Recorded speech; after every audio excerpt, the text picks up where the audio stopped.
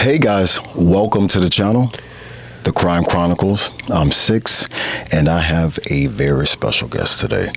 Very special. This guy is world renowned. John Boseak. It's John Boseak, but that's fine because nobody ever gets my last name correct. Ever. And like, Never. mind you, we've been talking about this. I call him, a different name, but Yeah. we've been literally talking about this same name for. A Vietnamese nurse once got it right when I was somewhere in some hospital fucking dying from alcohol fucking poisoning. And it was like, wait a minute, I just heard my last name pronounced correctly. And that's the one and only times. Right. Yeah. I feel horrible. Listen, this guy has world renown. $4.2 million in credit card scams. World renowned is very generous, but I'll take it. Well, when you get up those numbers, those kind of numbers, man, you're doing your thing. So why don't you tell us about yourself? I mean, you are here to tell your story, and we're here to listen. So what you got? Sure, yeah. Well, I don't know. We can start from the beginning, if you like. I was born in a small town outside of Detroit, Michigan, called Mount Clemens, in Macomb County, Michigan, about 25 minutes outside of downtown Detroit.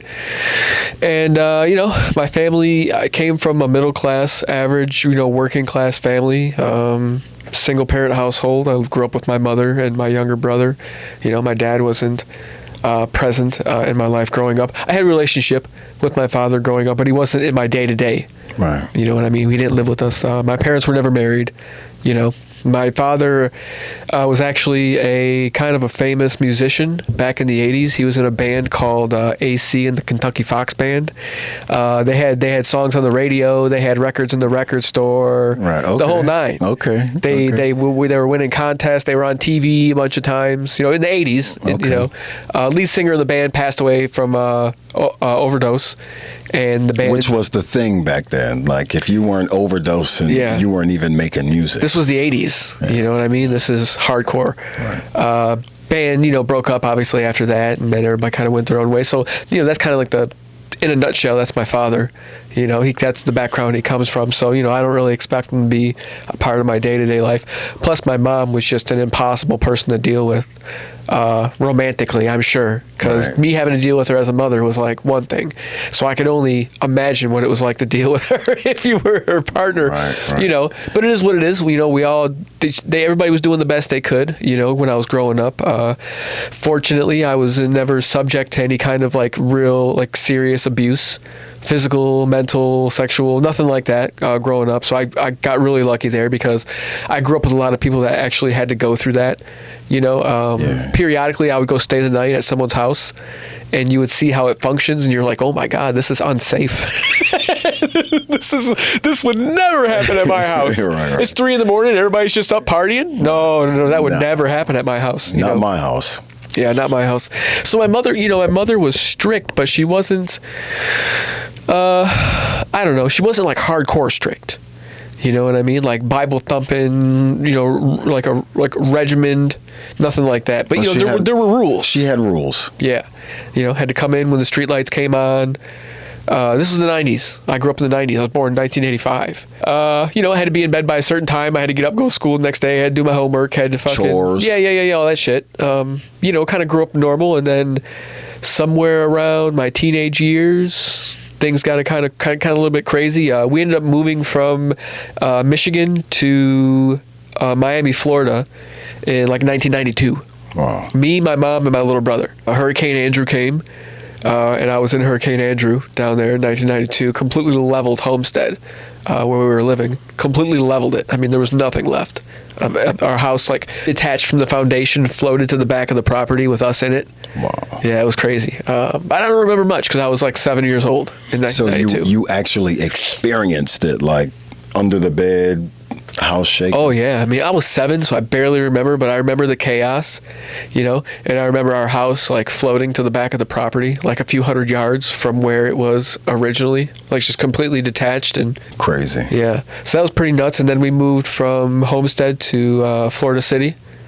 And I don't know if you know anything about Florida City, Homestead, it's backwoods Florida, but it's hood. You know, like a lot of low-income families just living out in the sticks, you know, spread. There's like, you know, like kind of like Section 8 low-income housing, you know, developments, you know, spread out all over the place, down dirt roads. This doesn't sound good. It's Florida City. I mean, this is alligators and crazy. This is like where your Florida man stories come from. Okay. It's like this place. Because anywhere where alligators congregate, I'm not there. I'm not that guy.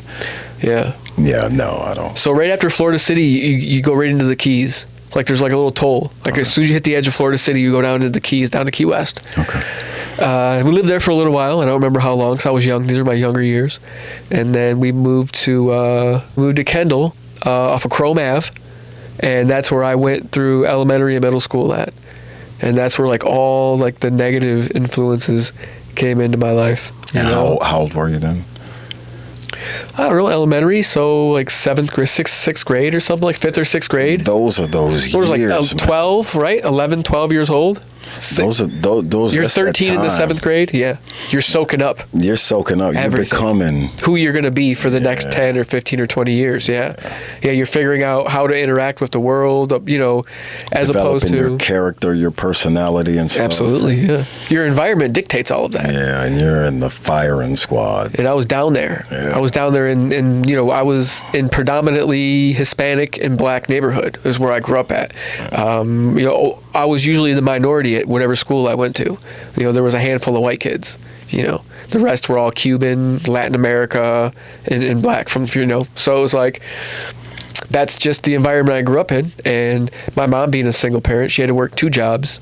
You know, Miami in the 90s wasn't expensive, but it was fucking dangerous. You know what I mean? Miami in the 90s was a completely different animal than Miami nowadays. Yeah, they were it's like Disneyland now. It's like a Disneyland of the South. But like the tourists were coming in, they were robbing killed. so much. Yeah, they were after the tourists. Like there was a carjacking thing. They were getting them from the airport. They were following them from the airport in the rental cars. And you could tell, like, guess by like the license plate or whatever it is, like you could be identified. They knew it was a rental car. Yeah, as a rental car. Yeah. And like you hit a stop sign wrong. People don't know, like the area surrounding the Miami International Airport is like kill zone. Kill zone. You better not get off that exit. It's like kill zone. So when if you see if they take a wrong turn, and you see a family of white people on your block, you know automatically that they're tourists and that's a rental car. So people were jacking them and they were fucking killing them. So Miami in the 90s was very dangerous. A lot of crack in Miami in the 90s. You know, coming from the 80s, like cocaine in Miami has always been like, you know, a staple. It is what it is. You know. I smoke marijuana. I call 10 people for marijuana on any given day. 9 of them have cocaine, 1 have marijuana. You know what I mean? It's like, what are we doing here? Right. It's just Miami. It's just what it is. That's just, you know, it goes all the way back to the 60s and 70s. That's like the city of Florida. Yeah. Like that is the spot of Florida for a while.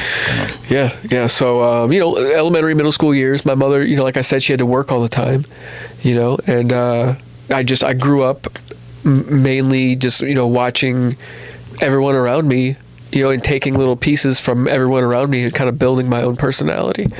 You know, I mean, I can think that's what everybody does. Yeah. You know, there was no social media back then. There was no internet. There was no YouTube. There was no influencers. No. You know, I couldn't watch Jake Paul, my hair like him, and wear the same sneakers as him, because that's, you know, what these kids do now. They see these people on the internet and they want to be just like them, and they just assume their personality. Yeah.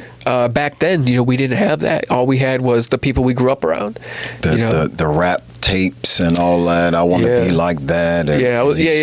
Oh, I was listening to like Trick Daddy and Uncle Luke, 2 Live Crew and 69 Boys and all that booty music. Remember the 90s booty music? That was it. Huge back in the 90s in Miami. Where I was. And like, is that before like 2 Live Crew? No, it's around the same time. Yeah, okay. Yeah, it's and the same. They had their 2 Live Crew, 69 Boys. And they were getting banned out of everywhere they went. They were getting banned, and that was like their thing. Like, they don't even want us in your city. Do you know the story behind 2 Live Crew? I don't. They met in the Army. They met on base in the Army. They were all in the Army. And I met Chinaman from 2 Live Crew back in the day. Back in the 90s, I went to some youth thing that they were doing, you know, like like when they would take like bad youth somewhere and have people talk to them. Yes. And Chinaman from the 2 Live Crew came and talked to us. He had like a gimp arm, and I never knew that. Like one of his arms was just like not working. Oh, so he would talk with his best side. Yeah. Okay. Yeah. Right. I never knew that about him until I met him. But yes, it was like I was saying, it was the 90s in Miami. So like everybody I knew that was old enough to drop out of school dropped out. And everybody was selling crack because crack was like huge in Miami in the 90s. Everybody, you either smoking it or you were selling it. That was the period. You were either smoking it or you were selling it. There was no in between. Like even teenage kids. Like Miami was like one of the only cities I lived in growing up where I would see teenage kids smoking crack, like just getting high off rocks. That was the get high. It was so wild to me. I never did it. I never, I think because I was on the other side of that, I used to watch, all my friends were selling it, Right. So it was like, I used to see the dope boys in the 1980s, Cutlasses and Regals and Monte Carlos, all the G-body cars, so I grew up, that's just the environment I grew up in. So that's what kind of transformed me into the young human, that I was at that time. Crack was the thing, dude. Crack in the 80s and 90s in Miami, dude. It was insane.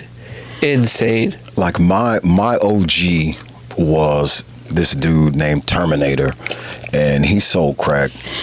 He. By the way, YouTube isn't gonna like any of this. Oh, we're gonna have to do a lot of editing. So if we can avoid the word, those trigger words. Okay. All right. He would have this plate, and he'd have his stuff on it. Yeah. And with a razor blade, and that's how he would distribute it. So he would click, crack. Oh, I know. Right off of eyeball them. Me as a... These are 20s, these are 50s. And me as like this 13-year-old, 14-year-old, me and my homeboy, we would like love to chill with him, and we would be his runner. Mm-hmm. So like we'd run to make the little plays, we'd count his money, and he'd give us this wad of money, and we'd put it all, that was a big thing, put it all the 20s, 10s, 5s. So, organize it all. And organize it and stuff. Or, run to the store, let me get some razor blades, dinner plates. Yeah, box of baking soda. Yep. and we're there and all that. I watched him get shot and die. That's another podcast. Yeah.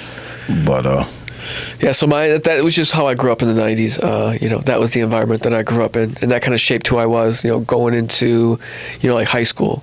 Because as soon as I became like a teenager, like as soon as I was able to kind of break away from my house, like break away from my mom, because she was too busy working, so she couldn't pin me down. Like we would have babysitters and shit, but what are you gonna do? Right. I'm gonna walk out of the door. You can lock me in my room. I'm gonna crawl out the window. And that's how I was. I would run from anything, anywhere. So I just, I started stealing bicycles. That's where it started when I was a kid. Had a little bicycle chop shop, late 90s, the GTs, the Haros, the Mongooses. I was like really into BMX in the late 90s. It's like, I think the late 90s was like the sweet spot for BMX. I went through that phase. Yeah. What did I have? Red line? Oh yeah, red lines. Red lines were dope. Diamondback. Yeah. Why are these?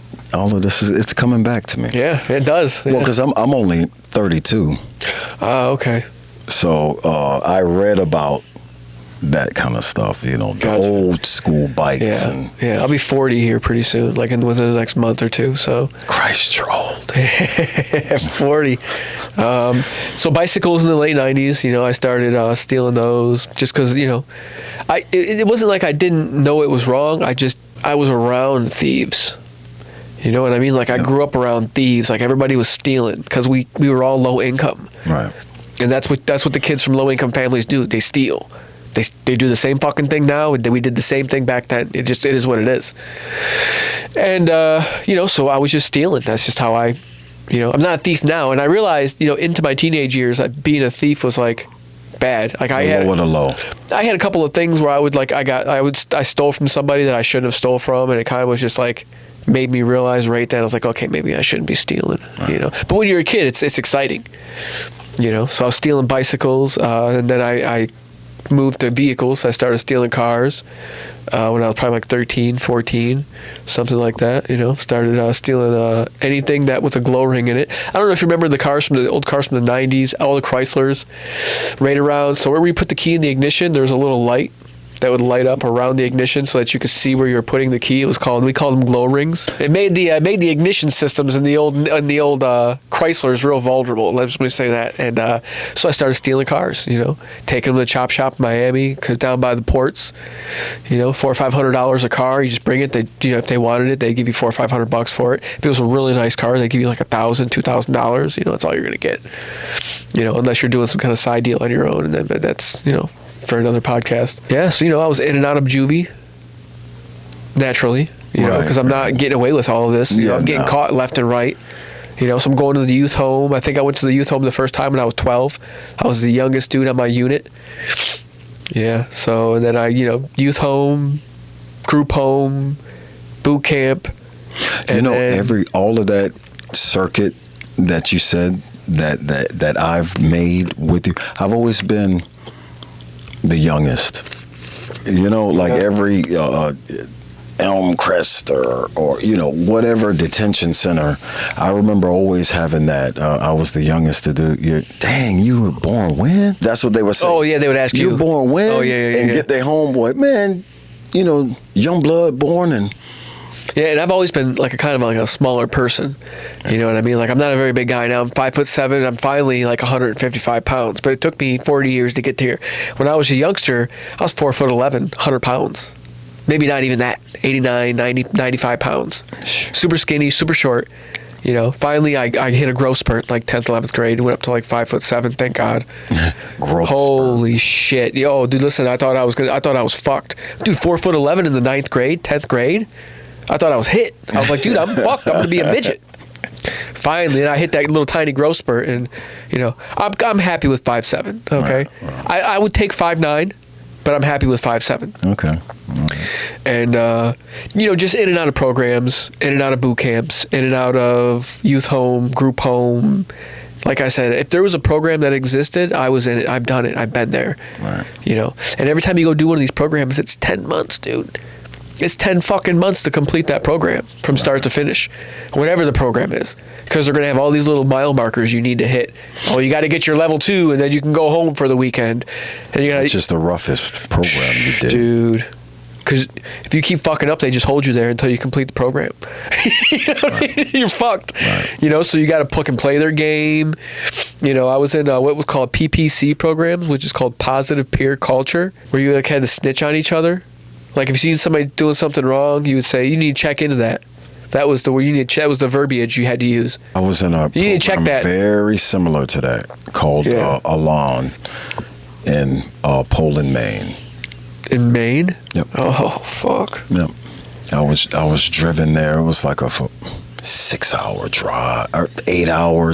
I don't remember. I was young. Mm-hmm. It was a long drive to this place. Yeah. And it was bad. It's controversial. Yeah. I was in a couple of those places. I was in a couple of places they shut down. Like now. Yeah, it's shut down. Shit came out and they were like, they closed that place down. I was like, oh, I fucking did 10 months in that fucking nobody would listen to me. I tried to tell everybody.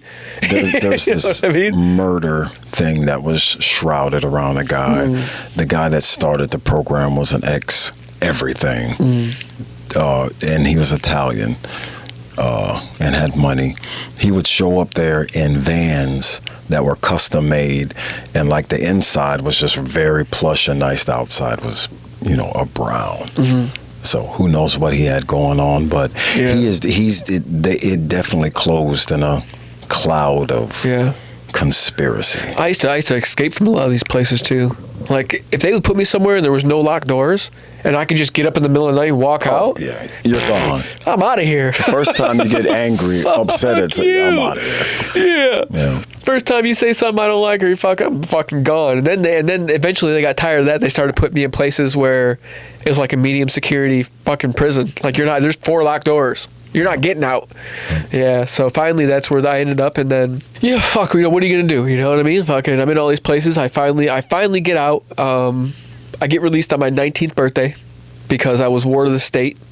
They took custody away from my mother, and they took the state of Florida took custody of me. Then that's how they could bounce me around to all these programs. And every time I get out, I'd be on probation, and then I would just dip. stop reporting. And then they'd find me 3 months later. I'd get picked up in some kind of fucking situation, like a house party or something. Fucking, I get snatched and I get sent back to another program, and then I'd have to do that. I'd get out, and that was just, it was like that from I was 13 until I was 19 years old, and until they couldn't hold me anymore, until they finally had to release me. Yeah. And you're not unique in that. Like, that was like all the youth in those youth facilities. Like, we were all had that same cycle going on. Yeah. Couldn't stay out. Home, couldn't stay out. Yeah, couldn't stay out. I'd be out for 2 or 3 months in between every time. And that was it. And I'd go right back to another program. Yep. You know, got so used to being in programs, you know. And dude, those programs, wild shit goes on in those programs. Listen, I was in this one place, man, where everybody in there was off the chain. Like, they could not. They're bad. Like, some kid woke up in the middle of the night and stole the van that they would take everybody on the hospital runs and shit with. Somehow he knew where they had kept the key, and he took it, and he took the van in the middle of the night and took off. He was plotting on it. Somehow he knew he was plotting on it. This motherfucker took off, took the van, did something with it, went and got a gun, carjacked somebody at a gas station, came back up to the fucking facility in the car that he had carjacked people in, and was doing donuts in the parking lot while we were walking, because the chow hall was like a different building, and we were walking to chow hall. This motherfucker pulled up in a Tahoe and was doing donuts in the fucking. I like him. Just a maniac. I like him. Yeah, I looked him up. He's still in prison. He's to this day. This is from the 90s. Yeah, so yeah, he's doing time, but it was just shit like that. Like, every day it was something. And that's new. Commonplace. Yeah, something wild was happening. Fights, you know, people fighting staff. Listen, there was one place we had group restraints, where you'd get restrained by your group members. There'd be a person on each arm and a person on each leg. And they had to be like, did you have like a dichotomy? So like, the guys that were the other residents that was restraining them, did they reach like a certain level where they were allowed to do those restraints? So we would have something called GAs. So if you did something wrong, we had to call. I knew it. I would get to call a GA on you, which is called the group attention, where everybody's got to stop what they're doing. TV, cards, everything's got to stop. We all got to stand in a circle. I have to say, this is why I'm calling the GA on, whoever. He was talking loudly, or I heard him cussing, or I heard him doing this or doing this. And then he gets to explain his side. Okay, and then if the staff says, okay, that's enough, dismissed, or they issue a punishment, or they take it further, depending on the seriousness of the situation. And a lot of times those GAs would go sideways. Those group attentions would go fucking... Like, if you called me out, like, I didn't know you were going to call a GA on me, and you called it, and then all of a sudden you're saying some bullshit, I would just run across the GA and bow, just fucking hit you right in your shit. And then the staff would be like, restrain him. And then, like, everybody would just jump on you and grab you and pull you to the ground. And there'd be one person on each arm and one person on each leg holding you on the ground until you calm down, A. And then B, you would stand up and be like, what's your name? And then you tell them your name, like, where are you at? And like, what day is it? Just so that they know you're in, like, dude, it's fucking torture, bro. Like, what the... Wow. Yeah, bro, it was crazy. And I went through that. It was fucking. I think just a part of life. I think that was the thing for me during that time, like those. Just a part of life for me. Behavioral modification programs. It's called the PPC program, Positive Peer Culture. Yep, it's crazy, man. Because I went through very similar. Yeah, it was nuts, dude. And a group meeting, or like therapy sessions every single day, where like one counselor comes in and the whole group's got to sit there and talk about what you did. Yep. Very similar experience. We even had to yell at our parents. Like, really? It was like this verbal stuff where our disciplinary stuff, like, something goes wrong, we call it VRs, verbal reprimands, where you would yell at each other. There was this very strict dichotomy. But like, the parents got in on it too. So like, after you're there 2 months and you had your first parent group, where your parents would come. We had one-on-ones, so it'd be me, my parent, and the counselor. But they didn't do it in a group. But we didn't. It was one-on-one. So it was the family member. It was my dad, me, my support person, which is another resident, and then the counselor. Oh, okay. So we were in this, and it was this group thing, and like in our groups, we would yell at each other when we got angry or whatever. So we took that same learning concept to this parent thing, and I'm getting off all of these feelings from my dad for whatever anger issues I have with my dad. Dad, you're fucking... And then if my dad wants to yell back at me, he can. They explain that to him and everything. It was very intense. Yeah. That program was intense. Yeah, We're on the hands and knees scrubbing floors. Oh. They take I did an ROTC program for 6.5, 7 months. That's what this was like a military, like it's like going into basic training when you go into the military. That's what this was. Except for afterwards, I get to go free. I don't have to go to the military. Yep. But that's basically what we had. Drill sergeants coming in and fucking, you had to stand. And that was a type of drug program. Yeah, ours wasn't. It was behavioral. Okay. This was patterned directly after that. I remember hearing those. And Daytop was something that was in Miami, I think. It was a high intensity. I don't know. Mine was. I went to this place called the Clarence Fisher Leadership Academy, CFLA. I don't like it already. Dude, we lived in barracks, and we had to stand at attention when the drill sergeants hit the floor. We had to shine our boots every fucking night. We had drop boxes at the end of our thing, like the military. Our sheets had to be fucking a certain way. Like, they would come in with a white glove, and we'd be the whole nine, dude, for like, yeah, it was just like going to for how long? I had to do it for 7 months. Wow. Yeah. So basic's 90 days. So imagine doing basic twice back to back going into the military. 7 months. Yeah. But I guess these were Marines. These were fucking like legitimate Marine drill sergeants that were fucking retired. Dude, it was a nightmare. I'm telling you right now, I almost didn't make it. And you graduated that. Yeah. And I was bucking in the beginning. Like when they seen I was a weak link, so they used to get on me. I used to just sit down. Like, fuck you. What are you gonna do? Yeah, and then they would fucking grab me by my shirt and like drag me into the fucking. Oh yeah, dude. Like I would be like, I would just buck. Be like, what are you gonna do? Fuck you. I'm not doing push-ups. Making us do PT 3 times a day. They'd wake us up at 4:00 in the morning and PT us for an hour. Wow. On the basketball court, and then we'd go to breakfast, and then we'd go to work study, and then we'd PT again, and then we'd go to we'd have an hour of free time, and then we'd PT again and go to dinner. Man, I was in such good goddamn shape. I was 16 in that program, like 16 years old. I came out of that program jacked. I had 6-pack and everything. So, but that is one of those end of the line things, like yes, final. I was 16, about to be 18. You know, like 18's coming soon. Right. You know, I didn't learn after that.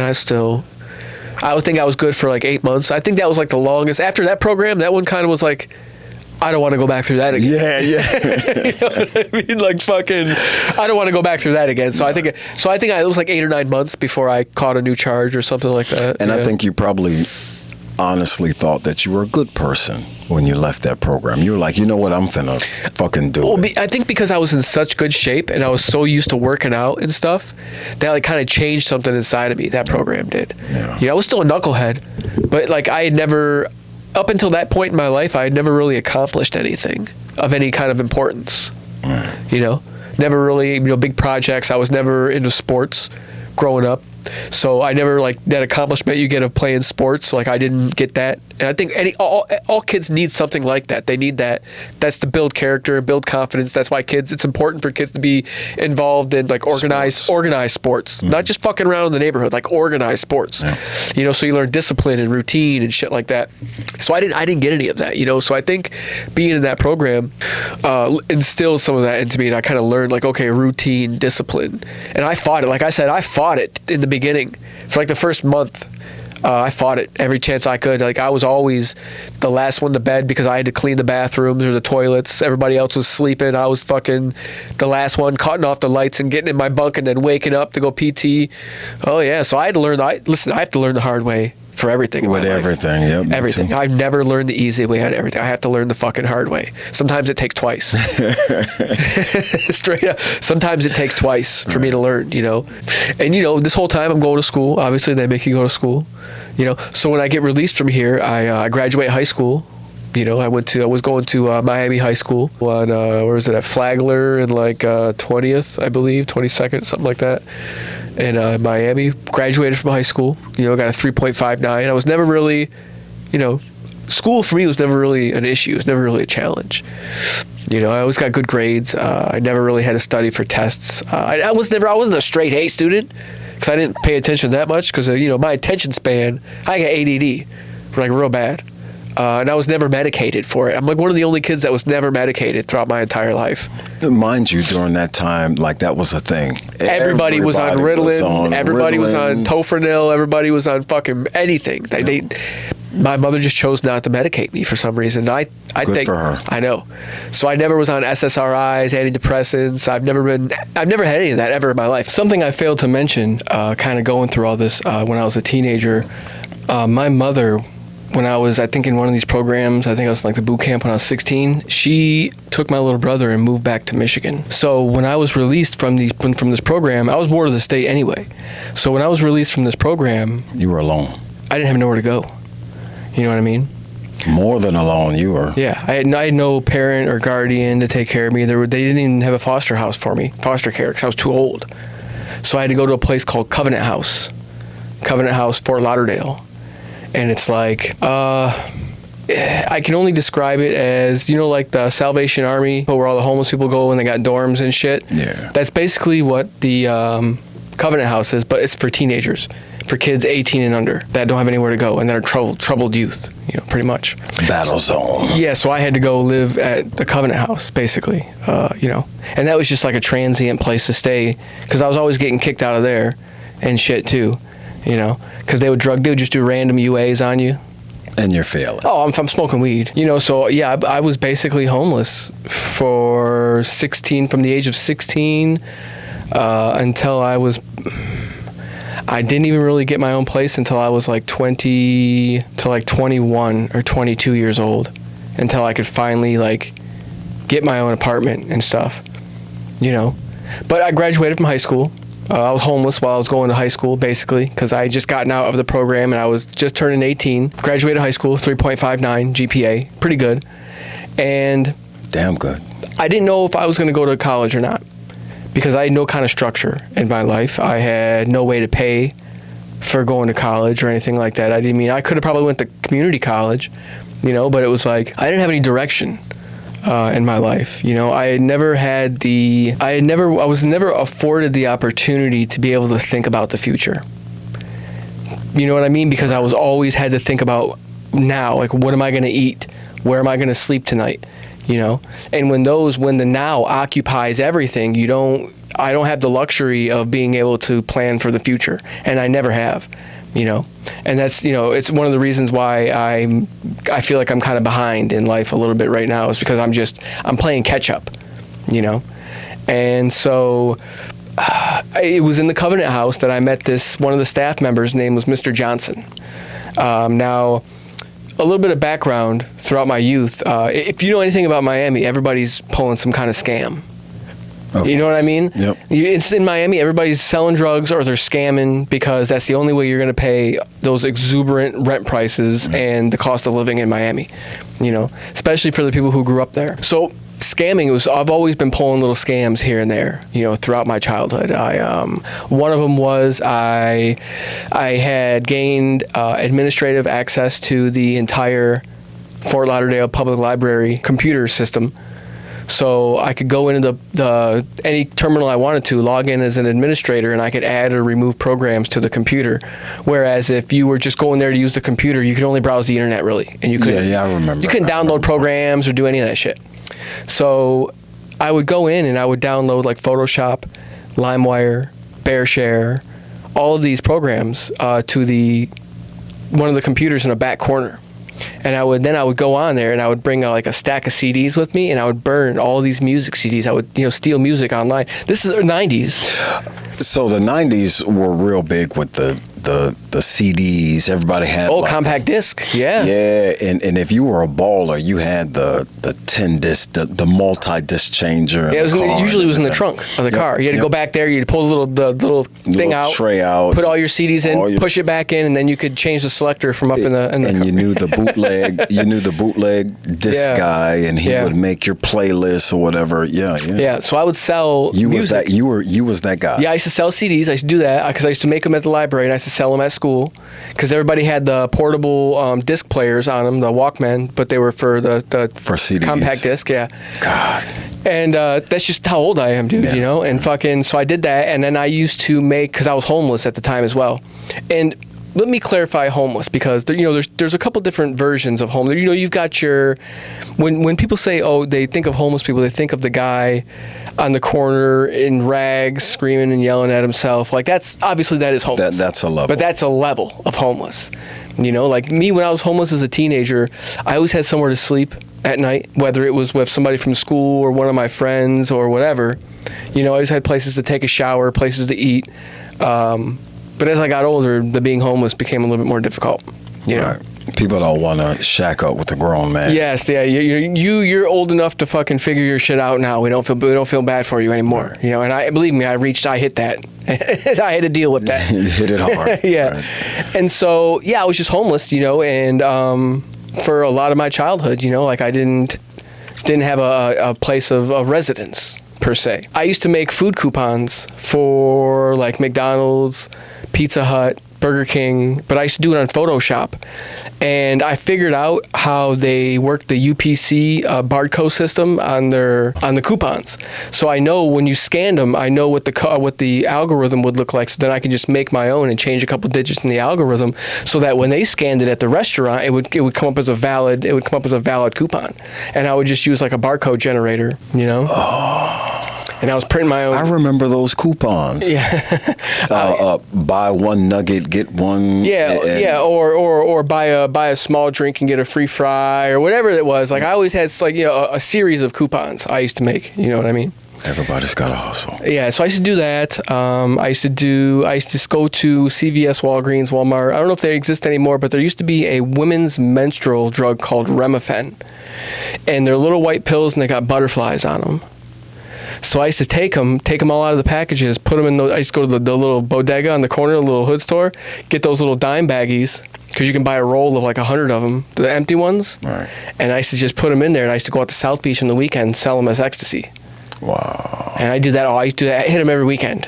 And what does that effect give you?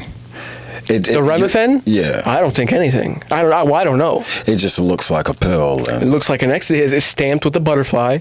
I got them in little baggies. You're drunk. You're coming out of, who knows if you're going to feel it or not. You wake up the next day. Did I feel it? I don't know. Who knows?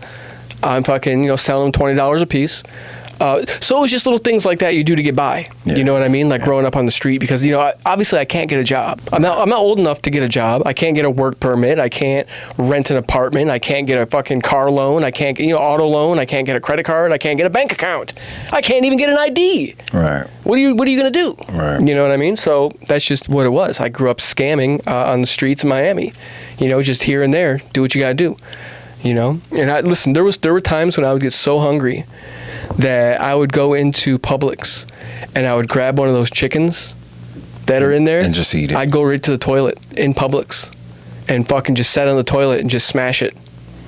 What are you gonna do? I'm fucking starving to death. I've done that myself. I have done that myself. What are you gonna do? I did it quite a few times. Yep. And last Tuesday I was in. Last Tuesday, so that was my teenage years. That was my childhood growing up, And then, like I said, I'm in Covenant House, and I just graduated high school, and there was a gentleman that worked there by the name of Mr. Johnson. And Mr. Johnson was a freelance graphic designer. We would talk about, I'd be sitting on a couch and he would be doing, working. He'd be working there, but he'd also be working on like a project, and he'd be stuck on something. I was like, oh, well, there's a workaround for that, because I know how to use Photoshop. I grew up on Adobe, all the Adobe programs, right. Since they were in their infancy stages when they were first released. I was there for Windows 95. I was there for Windows 98. I was there for all that shit. I used to play Oregon Trail on giant floppy disks in elementary school. Carmen Sandiego. Yeah, where in the world is Carmen Sandiego? Yeah, so I read about those. I wasn't a part of that. I grew up pre-internet. Yeah. It just didn't exist. So I would help him, and he had, because he went to the Art Institute in Fort Lauderdale. And he had suggested, he's like, you know what, I know some people up there, because I went there. I was like, I can get you a meeting with a counselor up there if this is something you're interested in. He's like, it's dope. He's like, look, I'm just chilling on the couch making money right now. He's like, you work on these projects when you want to. You don't have a boss. You kind of do everything freelance. And I was like, yeah, because I've literally been fired from every job I've ever had. Just because I grew up with lack of consistency, lack of, I didn't know how to just follow the rules, and, so I just didn't have that in me. Right. So I've been fired from I've been let go from every job I've ever had, So this was something I was like, well, I can do this, And right around the same time I started, right around probably 9th, 10th, 11th grade in high school, I started messing around with tattooing as well, But this is 25 years ago. Tattooing isn't what it is today, where you can just buy a machine off Amazon and in 2 weeks you're working in a tattoo shop. You know what I mean? It didn't work like that back then. So I have a name. I didn't look at tattooing as like a viable career option, as something that I was going to be able to, have a mortgage and a car payment with. It was just something that I just did for fun. It was outlaw shit back then. Side hustle. It wasn't even that. It was like outlaw shit back then. It was like, breaking the rules, kind of being like, it's a clown show now. The industry is an absolute clown show. But, back then, this is when it was difficult to get into a tattoo shop. You had to get an apprenticeship. You had to know people. And I just didn't. But I was tattooing at the time. So I looked at graphic design. I was like, dude, I can do this. This is something I know I can do. So we went up to the Art Institute. I had a meeting with one of the counselors. They gave me like a little aptitude test to see, tested me, see where I was at, with everything. And they're like, well, yeah, you could be a teacher here, pretty much, they told me. So I enrolled in the Art Institute. They got me a student loan, and I had several student loans, because at this time the Art Institute was very expensive. It was a very expensive school to go to. They've had quite the downfall since then. They've been discredited. They're no longer accredited university. People are getting like loan forgiveness and shit that paid them, and like it's a whole scandal now that's going on with the Art Institute all over. There's one in every city, but back then they was like at the very pinnacle of their popularity is when I was going there. So I enlisted, I got the funding, and at this time I think I had like a Chrysler Sundance, little piece of shit car I bought off this Haitian I used to install windows with. Never got it insured or plated or registered or anything. I just stole one. I took a plate off one of the trucks at work, and I slapped it on the car, and I would just drive. And how long did that work for you? Shit, obviously I got pulled over a bunch of times, and they threatened to take the car and take me to jail and all that shit. But dude, that's just how I was back then. Like, I had no driver's license. I didn't have money for insurance. I didn't have money for registration. I had no address to register the vehicle to. I'm like, fuck it, I'm just driving this motherfucker, whatever. This is just every journey is a hope and pray. That's it, dude. It's a mission. Every time you get in that car, you're like watching for the cops in every corner, and it's one of those things. But I used to sleep in the car, in the parking garage, on campus, at the Art Institute off of Los Olas in Fort Lauderdale. And because I used to sell weed to one of the security guards that worked there overnight, so he used to let me come in after they closed, and I would just go and park in the parking structure and go to sleep. And I'd get up the next day, and I'd spend all day on campus. Because I was a student, I could hang out on campus all day. Yeah. And so I wouldn't have to go because either that or I'm hanging out at the beach or the mall or some other or the public library in Fort Lauderdale. So I could hang out on campus all day. I would attend classes that I wasn't even registered to take, because you could, You're just not going to get credit for that class. But I would go and just chill, and I was taking classes that I didn't even need to take. Is that something that they do now? Well, you can go to any college campus and go walk and just sit in class. You mean, obviously you're not paying for it, so the college doesn't recognize you as a student, so you're not getting any kind of like diploma or credit or anything for it. Yeah, but you can go walk on any college campus and just go sit and take the class if you want, Yeah, and so I would just do that. So I learned like color design, color coding. I learned sound design. I learned cinematography for a degree I wasn't even taking. Like, I was taking graphic design courses, for like Adobe products, corporate packaging, logo design, web development. So, but then when I wasn't taking my own classes, I was going and I was doing like the film side of everything. I graduated with my associate's degree in 2005. from the Art Institute. Now, during this whole time, while I'm going to college and all that shit, like I said, I'm scamming. That's how I'm making money, because I don't have a job. You know what I mean? I've had jobs sporadically, but like I said before, I was always fired because I couldn't commit to being at the same place at the same time every day. You know what I mean? Because, dude, my life was so chaotic. Every day I woke up, it was a different fucking situation I was in. Sorry, I can't make it to work today. Somebody stole my shoes while I was fucking sleeping last night. One of those kinds of fucking ordeals. You know what I mean? So it was like, I couldn't do it. So I graduated, got my associate's degree, and like I said, I'm scamming this whole time. I'm starting to get into like kind of like credit card fraud at this time. What I was doing is I was doing like online credit card fraud, where you could go and like buy the numbers for the credit cards. So there's two different sides to there's like 3 or 4 different sides, but the main two things when it comes to credit card fraud is there is online and then there's brick and mortar. You know what I mean? So online is, say anytime you go to a website and you order something, and all the information you input into those query boxes gets saved on a server somewhere. Now what happens is people gain access to these servers, take this information and then resell it, because it's got your first name, your last name, the number that's physically on your credit card, it's got the expiration date, it's got the 3-digit code, it's got your billing address, because this is all the information that you had to fill out to purchase something online. Right. So now I can purchase this information, and I can go online, and I could purchase things using this information. And that's what I was doing. That's how I kind of first got into credit card fraud. Is I would have like a whole list of these numbers, and attached to, like I said, to each one of these credit card numbers was the first, last name, all that shit, billing address. Right. So I would go online and I would figure out that, you had to get like a VPN to change your IP address to the city that the credit card that you were using was registered in, to the billing address of the city of the credit card that you were using. So that the credit card purchase would go through. Yes, so it wouldn't, because that's one of the things that they would look for. They would look at was the IP address that you were making, that you were placing the order from.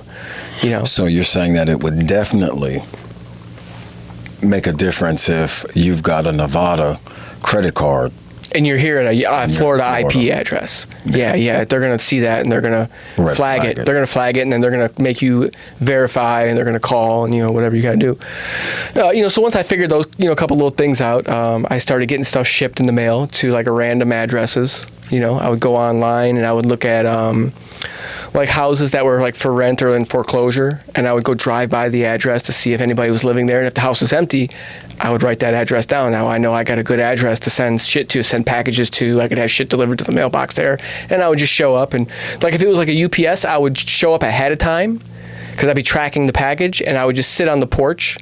You know what I mean? And I'd see the UPS guy coming, and I would grab the trash cans and be like, walk him up to the thing, and I'd go, oh yeah, it's my package or whatever. You can't do that now. UPS guys aren't. They're kind of, everybody's stealing packages now, but this is 25 years ago, So that's how I got into the whole credit card thing, basically, was I just started doing the online fraud, the online carding, having stuff sent to addresses the whole time. And I'm doing this the whole time I'm going to school, because that's how I'm feeding myself. That's how I'm putting gas in my car. That's how I'm going out. I never really got into the hardcore drugs. Just lucky enough, like I seen what it did to people, and like I think we had a conversation earlier. I don't have that addictive, like whatever that mechanism for addiction that people have. I just don't have that, luckily. So I've always been able to party, and then on Monday go back to work and stop partying. So I was lucky I never got into the hardcore drug scene. I dabbled, I partied, I did partake, but it never grabbed a hold of me like it does some people. Right. So I think I was lucky in that respect. But I was still partying, I was still drinking a lot. I'd like I said, I was a youngster in Fort Lauderdale going to school, so everybody's partying, everybody's drinking. I get out of college, I graduate, and in my graduating class, so when you graduate from the Art Institute, they do what's called like a job fair at the end. And so throughout your career at the Art Institute, you're working on projects, like mock projects. Say like I would do like a whole entire company corporate package for a company that doesn't exist. You know what I mean? Just starry yes, fruities. just to show you what I can do. Okay. So I would do the company logo. I would do the the company header, the employee handbooks. The color, the business cards, the whole corporate packaging. So I'd have all these little projects in a portfolio that I'd worked on throughout the year. Every student does. That's something they make you do throughout your time at the school. So at the very end, when you're getting ready to graduate, the whole graduating class, they have potential employers in your field come to the school and set up little booths, and you go to each one and you show them your portfolio and you say, this is what I've done, this is where my strengths are, this is what I would like to do. They tell you about their company, then you exchange information and you move to the next one. Sometimes you get a call and they want you to come work, sometimes you don't. They pick who they want out of the graduating class to come work there. So I did the job fair thing. I took my portfolio. I did the job fair thing. I went and then graduated. A couple weeks went by. I didn't really hear anything.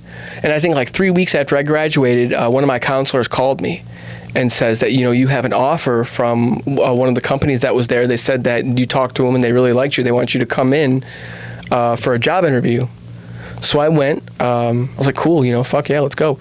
I went. It was a print company out of Miami. Dude, I don't remember what the name of it was for the life of me. I've tried to remember this a million times. I can't remember. But it was a print company, and what they did was they did auto wraps.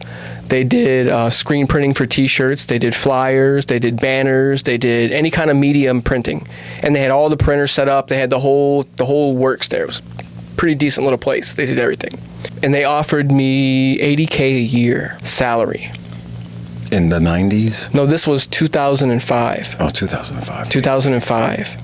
$80K a year in 05 salary. So that's the most money you just coming out ever of made. Are you kidding me? $80,000. Bro, I'm ripping off McDonald's and fucking Burger King to eat still. Right. You know what I mean? Like, and sleeping in my car. Like, I still don't have an apartment. So they offered me $80K a year, but there was a catch. A certain percentage of that had to go to my student loans. So they didn't trust me on my own to pay my student loans. They factored it into a big percentage of my pay had to go to my student loans, and that's the reason why they gave me such a good salary, because they wanted me to get my student loans paid off. They're like, listen, you have to get these things because you'll never get ahead if you don't get these. You'll be 35 years old still paying on these. And I was like, all right, let's do it. I was like, I just took the offer. So you'd have took any job at that point. Yeah. And like I said, it wasn't like a real regimented kind of ordeal. Like I could kind of mosey in when I wanted to, as long as it was before 9 a.m. Like I had to be there by 9 a.m. Right. But that's not that late. So I didn't have to be on time. As long as the projects were getting worked on, customers were happy in the business, everything was running smoothly. They didn't really, they weren't really like, sticklers about the rules. Oh, that's the perfect job. Man. So I went and I was working there for a while. I was doing pretty good. I was working under this guy named Ernesto. So the owners were from Venezuela or Colombia, one of the two. I think it was Colombia. And I was working under this guy named Ernesto. He was the lead graphic design artist. He had some kind of issue come up like 6 months into the ordeal where his visa was up and he had to go back to his country. So basically, they were training me, and they didn't tell me they were training me. They were like, they were like, okay, we're going to train you, but they just kind of trained me without me kind of knowing it. So when he went back to his country, they gave me the position as lead graphic design. Because I basically understood at this point, I understood how the whole business operated.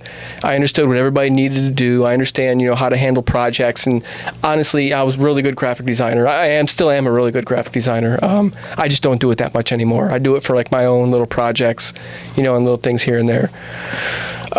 So I became lead graphic designer at this company. And at this point, I'm 6 months in. I had gotten a couple of paychecks. I had gotten a new car. Got a Cadillac STS. I got a nice apartment down on Brickell.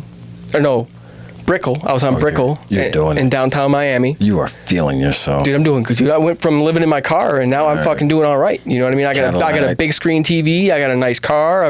You know what I mean? I'm doing all right. And by big screen, for the younger guys, literally the floor model big screen. This was 05. Oh, no, this is 05. So you're on the wall. So it was still like they were still plasma, I think, at this time. The things the things get burned into the screen and shit. You remember that? I do. Like if you left it on a channel for too long, you're playing a game, or you rubbed on it and it had like that vinyl-y, or I'm predating. No, that's Those are the projection screen TVs. This is before LCD. They had a little period in time where everything was plasma. It was like the new. That was the new big thing. But they were garbage. They were trash. Yeah. And so I had the plasma TVs and shit. I was doing them. I was doing all right. Literally less than a year into my employment at this place, I show up to work one day and I bullshit you not. It was like a fucking movie. It was like a movie. I got there and I thought they were filming a movie in the parking lot because the FBI were there. They had the blue jackets on, the blue windbreakers with the yellow FBI. At your work. At the job. They were in the parking lot. And I thought they were filming a movie. I was like, oh, they got to be filming. I was like, I'm looking for the cameras. So I get out of my car. I go to walk in and the FBI are all in the office. They pulled me into an office and questioned me for about a good 2 hours. How long have you been working here? How'd you get the job? Who do you know here? All this, that, and the other. They were like, this business is going to be closed from here on out. The owner's wife showed up and met me in the parking lot and wrote me a check for the remainder of my salary for the year. Wow. And she's like, you need to go to the bank right now. Cash. She's like, you need to leave here and go to the bank and cash this. Because I don't know how long these accounts are going to be. Don't go get gas. She's like, go to the bank and cash this right now. So after that goes down, I go in and cash a check, and she was like, yeah, we have to close. And I didn't know what happened for a while after that. Cause I had no clue. And apparently, I think it was like a money laundering operation they had going on for some kind of cocaine operation that was linked to some other fucking cocaine operation. And I think they had took down the main drug operation, and they were going through and figuring out which businesses were fucking connected to this operation. And apparently the one I worked at just happened to be one of the ways that this organization was laundering all of their money. Yeah. That was some prince. So that's why they probably gave me $80,000 a year. $80K a year plus bonuses. Yeah. Because they were just running money through that place like it was nothing. Hand over fist. Yeah. I mean, but we did good business. We did a lot of really high-end car auto wraps, and I learned how to do auto wraps while I was working there too. Learn how to wrap cars and all that. So now I don't have a job. Now I'm without a job. I've got my rent at that time was like $1,500 a month. Like $1,500. It was a really nice place, close to $1,500 a month. Now it would be triple that. Down the same apartment right now is probably like $4,000 a month in Miami.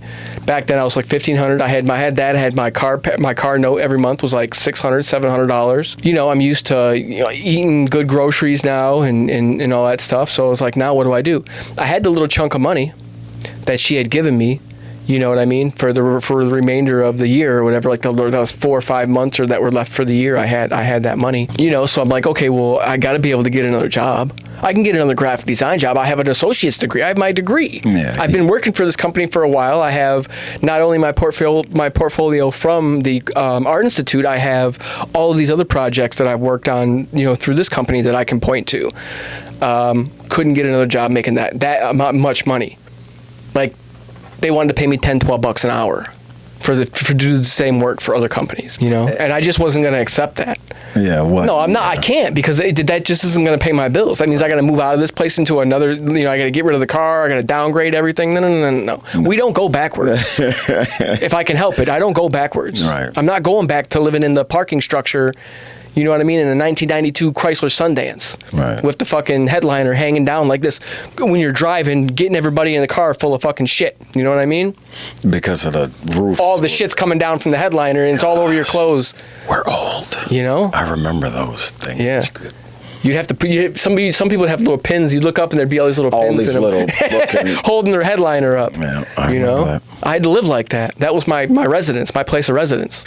So this is this is 2005, almost 2006. This is when I started really going hard on once I figured out I wasn't going to get another good job, this is when I dove back into the credit card fraud. You know what I mean? This is when I started I was doing it before and I kind of quit a little bit because I kind of got into, I was making good money and I was involved in projects at work. So the graphic design stuff was keeping me busy. So I wasn't doing the online carding anymore because I just didn't have to.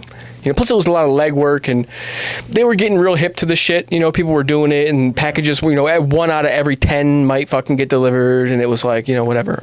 So now I kind of got to be I'm like, what do I do? So and then the credit card, in my mind, I'm like, well, I can maybe go back doing that again, So this is when I got back online. I started looking back into the credit card fraud and doing all that stuff. and started doing the credit carding again. And I figured out real quick that I had to get into doing the brick and mortar credit card fraud, where you actually go into the store with a card and you use it, And it's like, because the online carding, like I said, 1 out of every fucking 10 packages was getting delivered. And now that's a whole different ball game. Yes. So you're getting information, and you're going to have to actually put it on. Encode them to cards, right? So now, so it's a different process now. So now, like anytime you go to Walgreens, Walmart, CVS, Rite Aid, anywhere you go where you swipe your card or you put the chip in, that information that's stored on that magnetic strip of your card is saved in a server somewhere. Just like the information that you typed in before, but this time it's the physical information that comes on the actual card itself.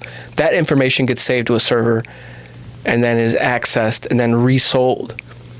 And in order to make this information work, you have to have a physical piece of plastic with a mag strip on it to encode the card to the information. So when you get these numbers, they're called dumps, is the terminology for them. When you get these dumps, you have to have a physical card and a little encoder to encode the cards to be able to use them in the store. And that was my leap. That's when I went from doing the online carding to the in-store carding. To the brick and mortar. Yeah. Now, all of this information was readily available. So this is before, mind you, this is before the dark web. This is before Onion Router. This is before all of that. Like, none of that shit even existed. That's the stuff that I heard of. Yeah, this didn't exist back then. This is pre-YouTube. This is pre-Facebook. You know what when I was doing this shit, YouTube just came out in like 2005. Right. It was cat videos and fucking dumb shit. Yeah. And so I remember, having to figure all of that out. And there was something online there. So there was something online called carding forums back in the day, before the Silk Road, before the dark web, before the Onion Router, before all of that. There were carding forums. Now I don't know if you've ever been on Reddit. Briefly. So basically, these carding forums were just like Reddit for fraud, is what they were. You would go on and there'd be like credit card fraud, money laundering, bank fraud, and it would just be, you click on it and it would just be people leaving tutorials teaching you how to do these things. It was the Wild West. It was the craziest shit in the world. Like now, there's gatekeepers. They call it sauce. Motherfuckers want to charge for the sauce. Oh, yeah. Get the fuck out of here. Before it was free, you could go right on the internet and people would just for the fun of it, just for the fun of sharing information, before people figured out you could monetize this, this was before Telegram and social media and fucking OnlyFans and all that shit, people would just leave tutorials for free. So you could go on and you could be like, oh, this is how you do this. So I would learn from these tutorials, and just by piecing things together on my own and trial and error, I figured out what the dumps were. I figured out who to buy them from.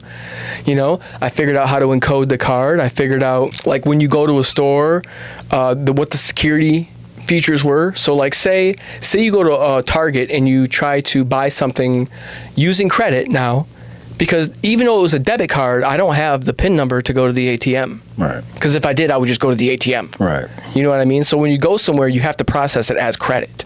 You could process a debit card as credit, and you'd have to put the number in. But zip code. Sometimes, now that's what they're doing now, but a lot of times before, if the purchase was over a certain amount of money, they would ask for the card. And they would have to take the card and they would have to punch the last 4 digits that are physically embossed to the card into the POS machine before it would allow them to process the sale, to make sure that the number that was on the physical card matched what was on the magnetic strip when it was swiped. And if you didn't have cards that were made for your dumps, like if you were just using like gift cards or like random cards that you had, automatically, we have a code red back here in electronics, and you were getting rushed by security. Oh, yeah. I see. So there were little things like that you just didn't know until you got out in the field and you started, you started using these things. Well, so you definitely think the money was better. In-store carding. Oh yeah, I could go card 5 laptops in one day if I had good dumps. If I had good enough, if I got like a good base of numbers, I could do 5 laptops in one day. Right. But it's like, I was thinking on like, how do I scale this? Because I made good money, but I was thinking about how do I take this to the next level? Because I'm always thinking about my ROI. What's my return on investment? How do I scale the operation? How do I make more money? Right. And it just wasn't scalable because I would have to involve more people. I would have to have people out there carding for me. I'd have to have runners, and I didn't want to do that because I grew up never trusting anybody. I grew up on the street listen, and this is gonna sound crazy, but I just operate under the assumption that everyone's out to fuck you. That's just how I operate in life. Like, that's just my basic assumption is everyone's out to fuck you. Yep. Just because of how I grew up and all, the crazy situations I've been in and getting robbed by your homeboys and, them trying to fuck your girlfriend all the time and just always having to be on guard. Like, I don't trust anybody, dude, so having runners wasn't an option. And like, when I finally got caught and went to federal prison, I had no co-defendants. I was solo on my case, for that very reason. I fucked myself, but we'll get to all that. So I'm thinking, how do you scale this operation? You know what I mean? Like, so it's like, okay, so say you hit 5 Walmarts in one day and you get 5 laptops. You're doing good, right? That's a nice little lick. Nice lick. So you sell those, you get the money, but now guess what? You got to do it again, and you got to do it again, and you got to do it again. And there's only so many times you can walk into the same fucking Walmart and buy a PS5 or a laptop or a big screen. You know what I mean? So it's like, so now I have to start traveling. So now I got to start getting on an airplane and going and flying to a city and then learning the layout of that city and carding shit in that city and then either mailing it home from that city or putting it on Craigslist in that city and then having a rental car and having to meet people and sell TVs and PS5. Dude, it's a lot of fucking work, dude. At the end of the day, once you start scaling it up and you're like, you just got to start doing all this work and you're like... Scaling everything dude, up. You're like, what the fuck is this, man? I'm in fucking flying to like some little shithole town in Wisconsin where I don't know anybody and I'm committing credit card fraud and dude, it's just getting crazy. Yep. And that's what I was doing, And don't get arrested out there and have to... Because you don't know. You're going to go into a county jail in bumfuck Wisconsin somewhere. You're fucked. Yep. You're fucked till you go to court and you're not going to get bond because you flew into their city to commit fraud and it's just like this whole thing. Luckily, I never got jammed up in any cities. Like I never got jammed up really ever, except once. And this was the turning point. This is when I knew I had to do something different. Me and my little brother, I wanted to leave him out of this because he's got a good life now. He's moved on. He's got a wife, kids. He works at a bank and shit. But once upon a time, my little brother used to do this shit with me. We used to go out and we used to card together. And so one morning, I had to wake him up because for whatever reason, he had the driver's license that matched the plastic that we were going out to use. Because I figured out how to get fake driver's licenses. I figured out where to buy them from and shit like that. I was getting novelty IDs. And it was in his name. It was in his name. For whatever reason, the batch that we were using, he had his name. He had the driver's license with his picture on it, and he could use the card. So we go to a Walmart. This was in like West Palm Beach. We drive from Coral Springs to West Palm Beach up the Turnpike, up to Sawgrass. We get off. We go to the Walmart over there. We walk in. We walk to the back. We get a laptop. We go to the counter. Everything's going cool. We go to the process the sale, and sure enough, the dude picks up the phone. He says, "We got a code red back here in electronics." He's got the ID and the card. He won't give them back to my brother. I automatically know what time it is. I do an about face immediately. I get on my phone like I'm talking. And I start walking for the front door. I thought that my brother was going to pick up on that and just start following me automatically. He didn't. He was standing there waiting for him to give back the fucking cards, the ID and the card. So I get to the front door of Walmart. He's still in his... The door's That's open. me. The door's open automatically. I hear somebody running. I look. Here comes my brother blowing past me with 2 people chasing him out of Walmart. And he looks back over his shoulder while he's running. And I swear to God, dude, the look of terror, the look of sheer terror on this kid's... He's never been in trouble before. He's like a good kid. The look of terror on this kid's face, dude, hit me in my stomach. I'm like, oh, man, I fucked up. Like, that's because I knew it was all my fault. Like, I woke him. He was sleeping. I woke him up to go commit fraud. And here we are. Now he's going to jail. You know what I mean? Like, dude, I felt so shitty. Dude tried to grab me. He tried to grab my shirt. I knocked his hand away, kind of did like a spin move, and I booked it out of the parking lot. My brother, they jumped on him and grabbed him. So he goes to jail. I go back home. I finally, I sat in this wooded area next to the Walmart in like a trailer park area, and I waited till like the sun went down. And because my car was still parked in the parking lot. And I thought for sure they were going to look at the camera and see what car I drove, but they didn't. So my car was still sitting there. So I'm thinking they're going to get me when I go to get the car. But I was like, I got to get the car. I'm not going to leave my car. Yeah. So I just waited till the sun went down. I was like, well, fuck it. It is what it is. I'm going to run over here. I'm going to grab the car. And if they get me, they get me. Dude, getting in that car and pulling out of the parking lot and getting on the fucking thing and looking and looking and looking, and there's no cop cars coming. And I get home and there's no cops there. I'm like, okay. I get home, I get on the computer, I'm following my brother around. Every time they move him, his name's at a different jail, and finally figured out, they finally came up what his bond was. I had gotten, as soon as the bail bondsmen were opening that morning, I was already on the phone with bail bondsmen. My brother calls me after he finally goes to court and gets arraigned and all that shit the next day. He's like, yo, they gave me a bond. So I was like, listen, don't even worry about it. I was like, they're already coming down there to get you. I was like, it's already a done deal. I was like, just sit tight. You'll be out in a few hours. I go down there. I pick him up. We get back home, and we're just like, what the fuck? What just happened? What the fuck just happened, dude? Yeah. So now I'm shook. This had never happened before. Like, I had never been chased out of a store or been like... I've had plenty of times where I've gone in there and used a fake card, and it's got declined. And I'm just like, oh, it's the third time it's happened today. Let me see it. I'll give you another one. I'm usually able to talk myself out of it. Even when it says, because sometimes it'll say hold call on the other end of the POS machine. Mm-hmm. It'll tell the person to hold the card and call. And I've usually been able to talk my way out of those as well, But now I'm shook. Now my brother doesn't want to do it anymore. You know what I mean? Now he's like, I'm good. I'm not going out carding anymore. Yeah, I'm not doing it anymore.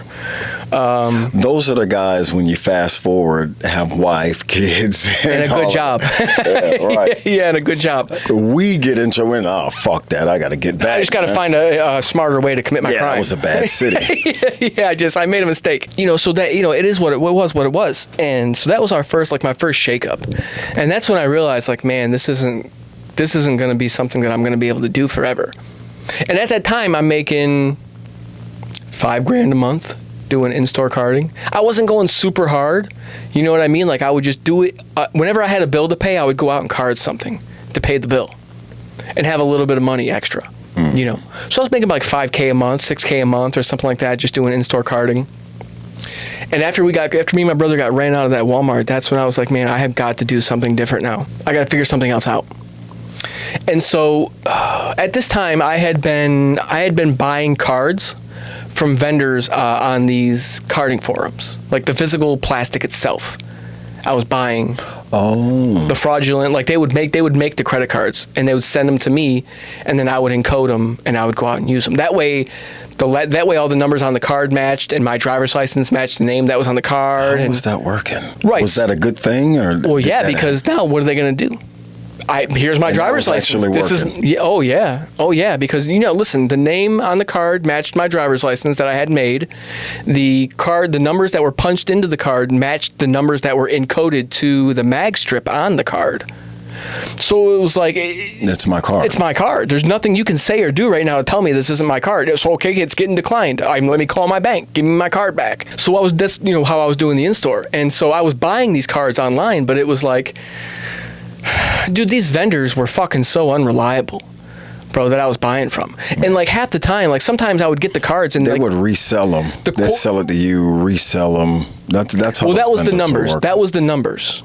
Not the physical card. The physical plastic themselves, I had control over what numbers got put on those cards. Oh, so you were sending them the info to put on the cards that they would. No, I was embossing them myself. What were you getting from them? So I was just getting the physical blank plastic. Okay. And it would have the Visa logo, and it would have the hologram. It would have a design on it. And you would just emboss. And then I had a little cheap embossing machine that had a little wheel on the top of it with all the characters. One of those old rotary phones. I think I remember that. And it would have a handle, this long strip thing, and you'd handle it. And we'd press the card. That's how I started out, so low tech. Yeah. Those things are $200 on eBay at the time. So I bought one of those, and I bought a little MSR 606 encoder, and I would buy the numbers. And with those 3 pieces of things, I could, 4, because I'd have to have the blank piece of card. I'd have the blank card, the MSR 606, the embosser, and then the dump information and the ID, depending on what you were going to card. And they sold those cards in these long white Yes, and they were blank. Yep. And they'd come blank, and you would just print. Yeah. You'd print, whatever, So the people that I was buying the cards from, dude, half the time the cards weren't even that good. There'd be like a white border around the edge, or like the image would be off or something. Or, dude, I'd order, and like it would take 2 weeks for me to get my cards, or sometimes if I even got them at all. You know what I mean? So like, the marketplace, it was a sad state of affairs for people vending plastic at that time. Yeah. And I remembered something someone once told me about. I remember, I have a very good memory, and I remember a lot of like just random facts about history, and I regurgitate this information at very convenient times to make myself seem more intelligent than I really am. Right. It's like one of my scams. You know what I mean? And so, but I remember something one time that I had heard that I had memorized, that during the gold rush, and maybe just because this was like a very interesting piece of information, but during the gold rush, when everybody was going out west to pan and mine gold, the people making the most money out there were the people selling the pickaxes. It wasn't the people mining the gold, because when you mine the gold, you didn't know if you were going to get gold or not. You needed a But pickaxe. the pickaxe, he was guaranteed to sell all those fucking pickaxes. Yeah. You know what I mean? So I took that idea and I applied it to my current situation, because I was trying to solve a problem, essentially. I was like, how do I make more money doing what I'm doing? And I was trying to solve a problem, so I was thinking of all these ways, like, how do I solve this problem? And that's one of the things that came to mind. And I was like, why don't I just start making plastic and selling the plastic instead of going and actually going into the stores and having to use the plastic? Because people were always going to need plastic. People were buying plastic to go use it. So now I'm putting myself in the position of the guy selling the pickaxes, except now I'm going to figure out how to sell plastic. And that was the next step. That was the next step in the evolution of me and this whole, credit card fraud journey that I was doing at the time, just to pay my bills and shit. Right. So I think every good hustle evolves. If you're smart enough. If you're smart enough. Yeah, if you're smart enough. If you're not evolving. If you're always, because you always got to be thinking into the future, like, I'm making good money now, but am I going to keep being able to do this? Right. And you're going to run into that same, like if you're doing the same thing. Yeah. Yeah. You're going to run into that same. Okay, but go ahead. Yeah, so that was the next logical step, was I need to figure out how to make this plastic, and that sent me down this whole other fucking rabbit hole on printers and the equipment used to make the cards, and because that information just wasn't really available. Like, there were no tutorials teaching you how to make plastic, so I had to basically figure out, like, okay, what printers do they use? That was the very first thing I had to conquer, was like, okay, because I have to print the card before I can do anything else. I have to be able to print onto these, I have to figure out the printing process. I have a background in graphic design and media arts, and I worked for a printing company, so I understand printing processes. I understand thermal printing. I understand all these different various different printing processes. So I knew where to look. Like, I knew the manufacturers who made the printers. I knew kind of where to look. I just didn't know what I was looking for. Hours and hours of just, browsing websites and ordering fucking product catalogs from companies. Finally, I figured out a company by the name of Fargo. And this actually happened by chance. Is I went to go open a bank account because I had lost my debit card or something. And this is while I'm figuring out all of this shit. And I went to a bank. I don't remember what it was, but it wasn't one of the main big branch banks. It was a smaller. It wasn't a credit union, but it was a smaller bank branch. And I was sitting at the table with the lady, doing all the paperwork and everything. And she's like, okay, well, I'm going to print you out a temporary debit card right now. And your new one's going to come in the mail with your name on it. But this one's going to be temporary. It's going to have your name on it, but I'm going to print it right now. And she had the printer right behind her. And she leaned behind her and she slid this cabinet open.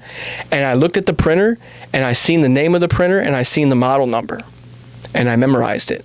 And as soon as I left, I was in the parking lot on the phone looking it up, seeing that if it was something that could be sold commercially to the public. Mm-hmm. Or no, domestically, not commercially. Yeah. Sure enough, it was. And so she printed me out the card. I looked at it. It was still hot when she handed it to me. Mm-hmm. It was still warm from the printer. And I was like, so I went online. I looked at the printer. The printer was $6,500 just for the printer alone. The ribbons that went in the printer, the print medium that they used to print the cards, those were $375 each, on top of the $6,500 just for the printer alone. You know, so this equipment wasn't cheap. You know what I mean? This was some fucking, this equipment was expensive. And, you know, and at the time I just didn't have the money to buy all of the pieces of equipment that I needed. So I had to get the lower budget, like the budget version of the Fargo HDP. So the dog, like the top dog printer at the time was a Fargo HDP 5000 or 5500 or whatever it was. But this was a badass printer. This printer would make plastic that was indistinguishable from that was, you know, issued by a financial institution. That was the $6,000. That was the $6,500 printer, yeah. But I remember getting a cheaper printer at the time, and I was still using the embossing wheel and all of that. And, you know, just because I can print cards doesn't mean I'm going to start selling them right away. Like, now I have to figure out how to fucking vend, how to advertise, and how to find the, you know, like people to purchase the cards. I need to figure out what form of payment I'm going to accept.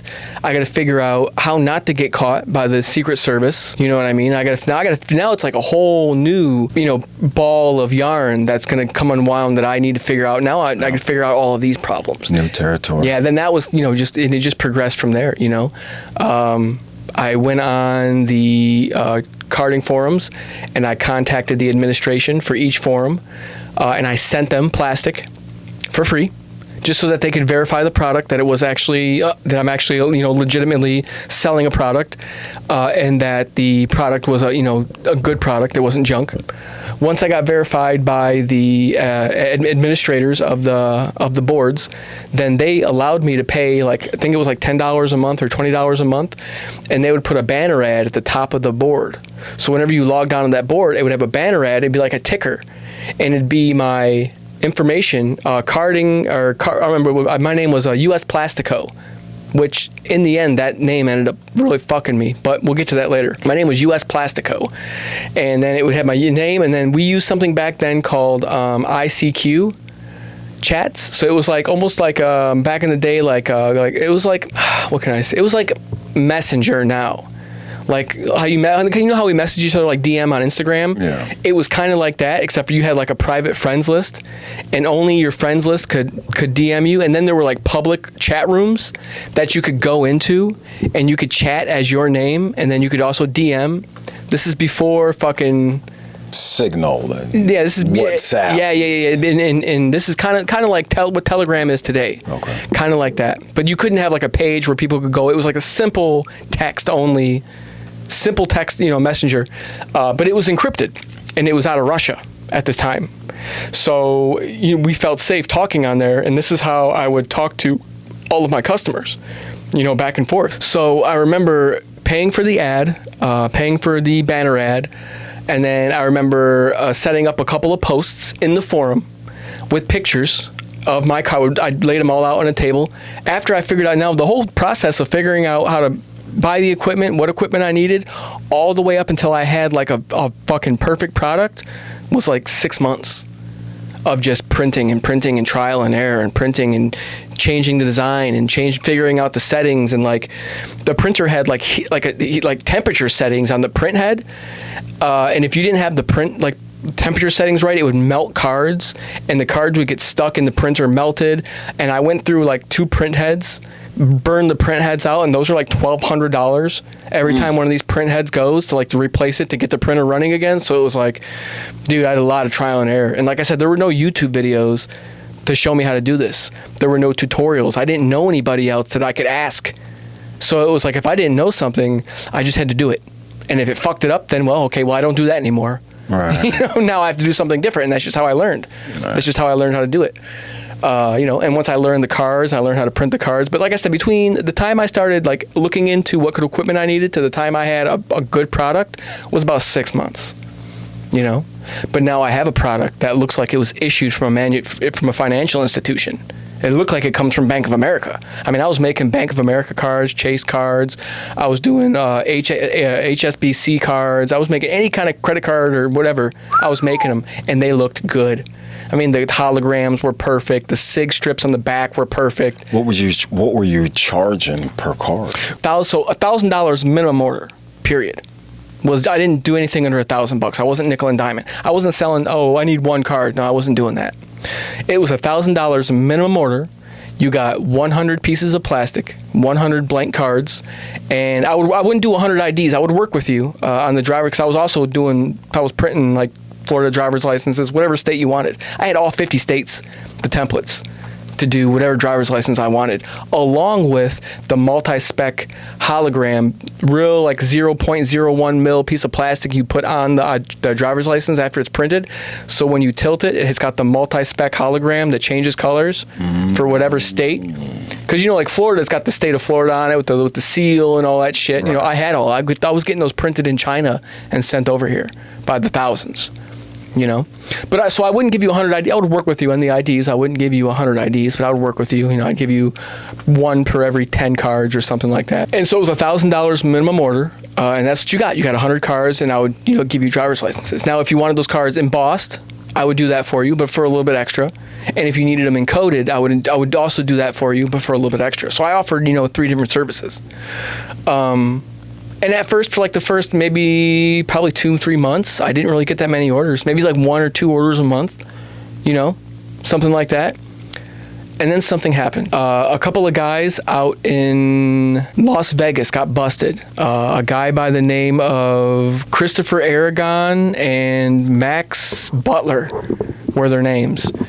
And what these guys were doing is they were making cards, and they had a whole crew of people out using the cards, and they were sending them out to they would go from city to city, and like a squad of people, and they would send them into like Bloomingdale's, and they were getting like Birkin bags and fucking Coach purses and Rolexes. Like, they were hitting them hard. You know what I mean? So these guys got caught out there, got busted, and apparently they were making cards and they were selling them. After they got caught, another guy in Europe that was one of the main vendors got caught as well, and he went down. So just by pure luck, I was like last man standing. Okay? Not only that, my customer service was fucking impeccable. Okay? When you messaged me, I got right back to you. When you sent me payment for cards, I was already in the room printing your cards and putting them in the mail the next day. Because you didn't have the volume that those guys had. Well, they're just, I don't know if it was a volume issue or they were just lazy fucks and they just didn't care about fucking quality control. Oh, I think it's the volume. You know what I mean? Like, I was quality control on point. Like, listen, I would lay with my laptop next to me when I was sleeping at night with the volume all the way up, because a lot of my customers were in different time zones on the other side of the planet. I was selling to people in Russia. I was selling to people in South America. I was sending a lot of cars to Asia. You know what I mean? Like, people were this was early 2000s. This was like brand new. Like, not now where everybody's doing it. Everybody knows about it. You know what I mean? This is the early mid 2000s. Like, this is like fucking brand new. Like, this is like just starting to go like spread like wildfire. And I was just at the right place at the right time, yeah. I think, and like I said, and combine that with my impeccable customer service skills. Like, I would, like, if somebody messaged me and it was 3:00 in the morning, I'd hear my laptop, I'd get up and I would deal with it. Like, if they got caught in customs and they didn't get the cards, and I could go and verify that customs didn't release it, or sometimes they would need me emergency overnight them cards. Like, I need you to make me 100 right now and overnight them to this address in like Bogota or fucking Poland or wherever they were at. And I'd have to fucking get up in the middle of the night, fucking print cards, go down first thing in the morning, fucking mail them out. And I just cornered the market, I think. And I remember the morning I woke up and I had over 20 orders waiting on me, paid for, great, like $20,000 in orders waiting on me one morning. And dude, you know how excited I was? Because like, I had never really seen that kind of money up until that point.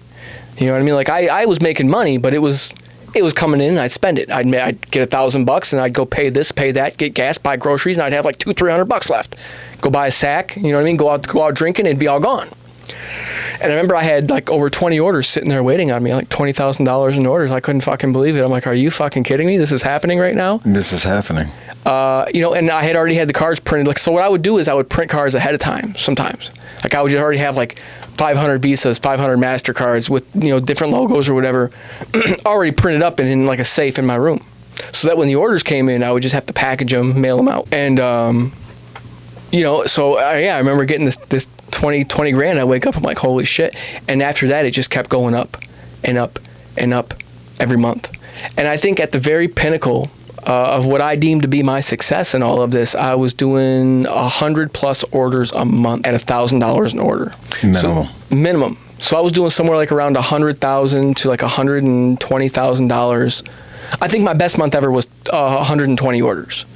But it was about 100. It was averaged between 80 and 100 orders every single month. After that boom. After that initial, whenever, when everybody kind of figured out that I was, the number one vendor on all of these, and I was on every karting forum, every single one. I was, advertising. I knew I was in with the admin. People knew me. Like US Plastico was a household name at one point in time, back in the day. I was the number one distributor of fraudulent credit cards and driver's licenses in the country. At that time, possibly the world. I don't know about the world. That's kind of fucking crazy to say that, but I mean, nobody was doing what I was doing in the scale and the volume I was doing. I guarantee that. And especially these forums, I don't think it's hyperbole to say, world renowned, especially off of these forums. Well, because people from all over the world are purchasing, from me.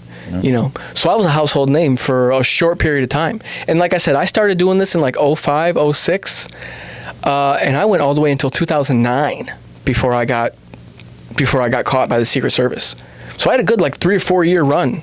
Well, all I did was fucking make cards. And the Secret Service was the arresting agency that got me. Was the United States Secret Service. Well, because I guess it had to do with, I know Secret Service is financial. Anything financial, the Secret Service deals. Any kind of fraud, check fraud, bank fraud, counterfeiting, money laundering, anything that has to do with currency or the banking system, it's the United States Secret Service. Yeah, that handles that. Huh. Yeah. So for 4 years, I'm doing my thing. Doing like 100 G's a month in fucking profit. You know what I'm saying? I'm getting Western Unions every single day. I'm going and picking up it got to the point where I had Western Union had given me a Western Union debit card. I didn't even have to go down to a physical location to pick up the Western Union. It would just go straight to the card. And I had 5 of these cards in different people's names, different social security numbers. And I had 6 different bank accounts set up in corporate accounts. You know what I mean? I had all kinds of shit going on where I could just move all this money around. But I'll tell you, I never seen more than $80,000 in cash at one point in time. At one time. I never seen more than 80 grand. I think at the very pinnacle, like I said, of what I deemed to be my success, I was liquid somewhere in the neighborhood of $3.6 to $4.2 million I had spread out, amongst these accounts. Yeah. And this was 2005, between 2005 and 2009. This is the big money guy. I was doing all right. So you've done Fed time. Yeah, of course. Yeah, went to the feds. Yeah. So for this 4 years, I'm balling. I'm doing all right. I got a couple nice cars. I bought a condo in down Miami. I had a townhouse I bought in South Carolina, which ended up being the nail in the coffin.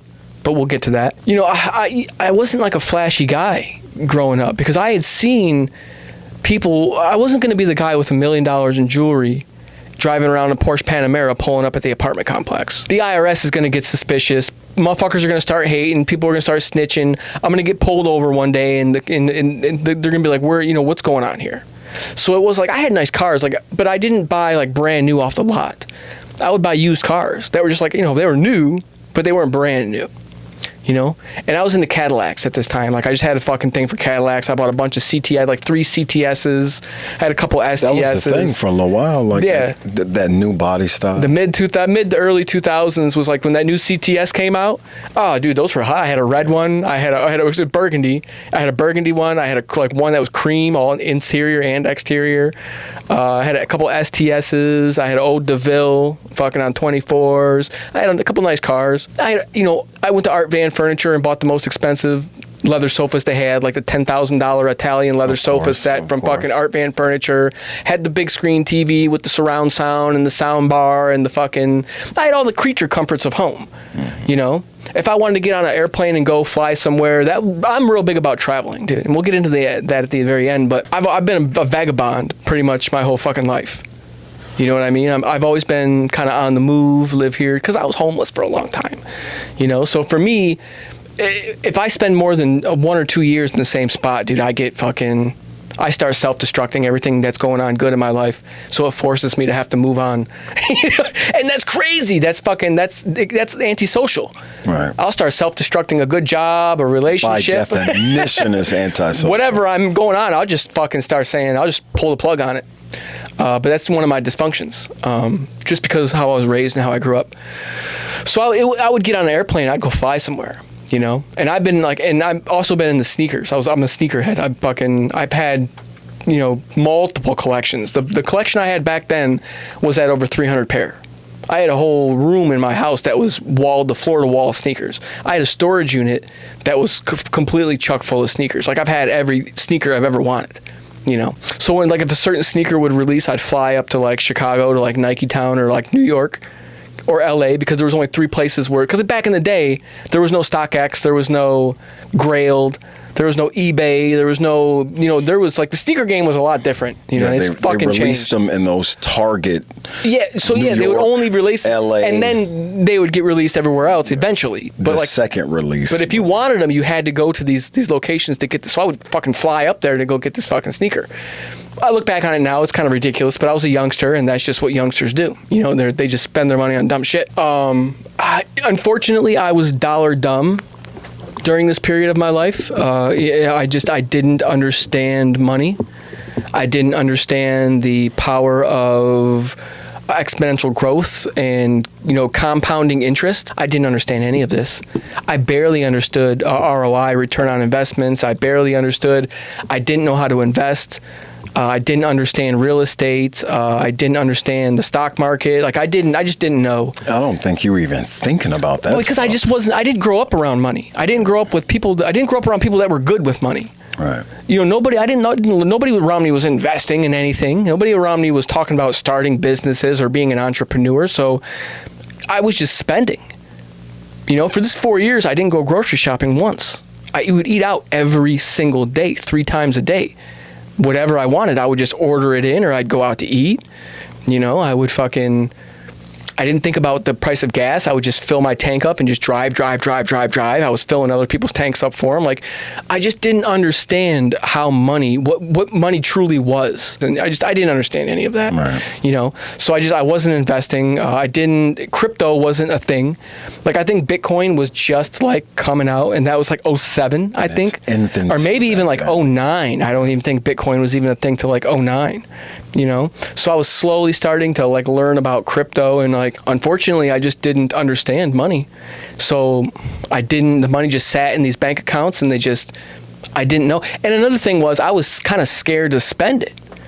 Was another thing, because I understood the IRS and I understood how that worked. You know, and it was like I could have went and bought a big home. I could have went and bought a big house. You know, $200,000, $300,000, $400,000 home. I could have went and paid cash for it.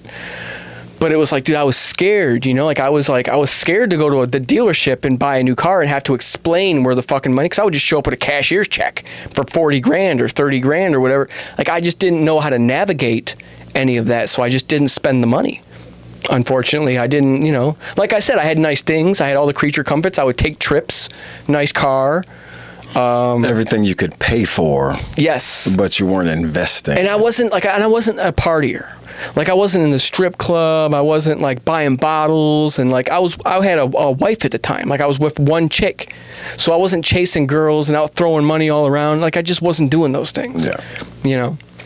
And like so this went on from like 05, 06 all the way to 09. And we'll get to the nail in the coffin now. We might as well get to it. The girl I was with at the time was from South Carolina. And we had a kid together.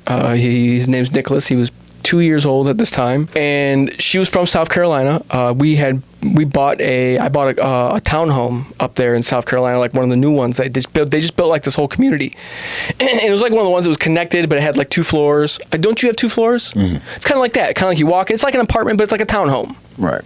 And I purchased one of those. Don't remember the price.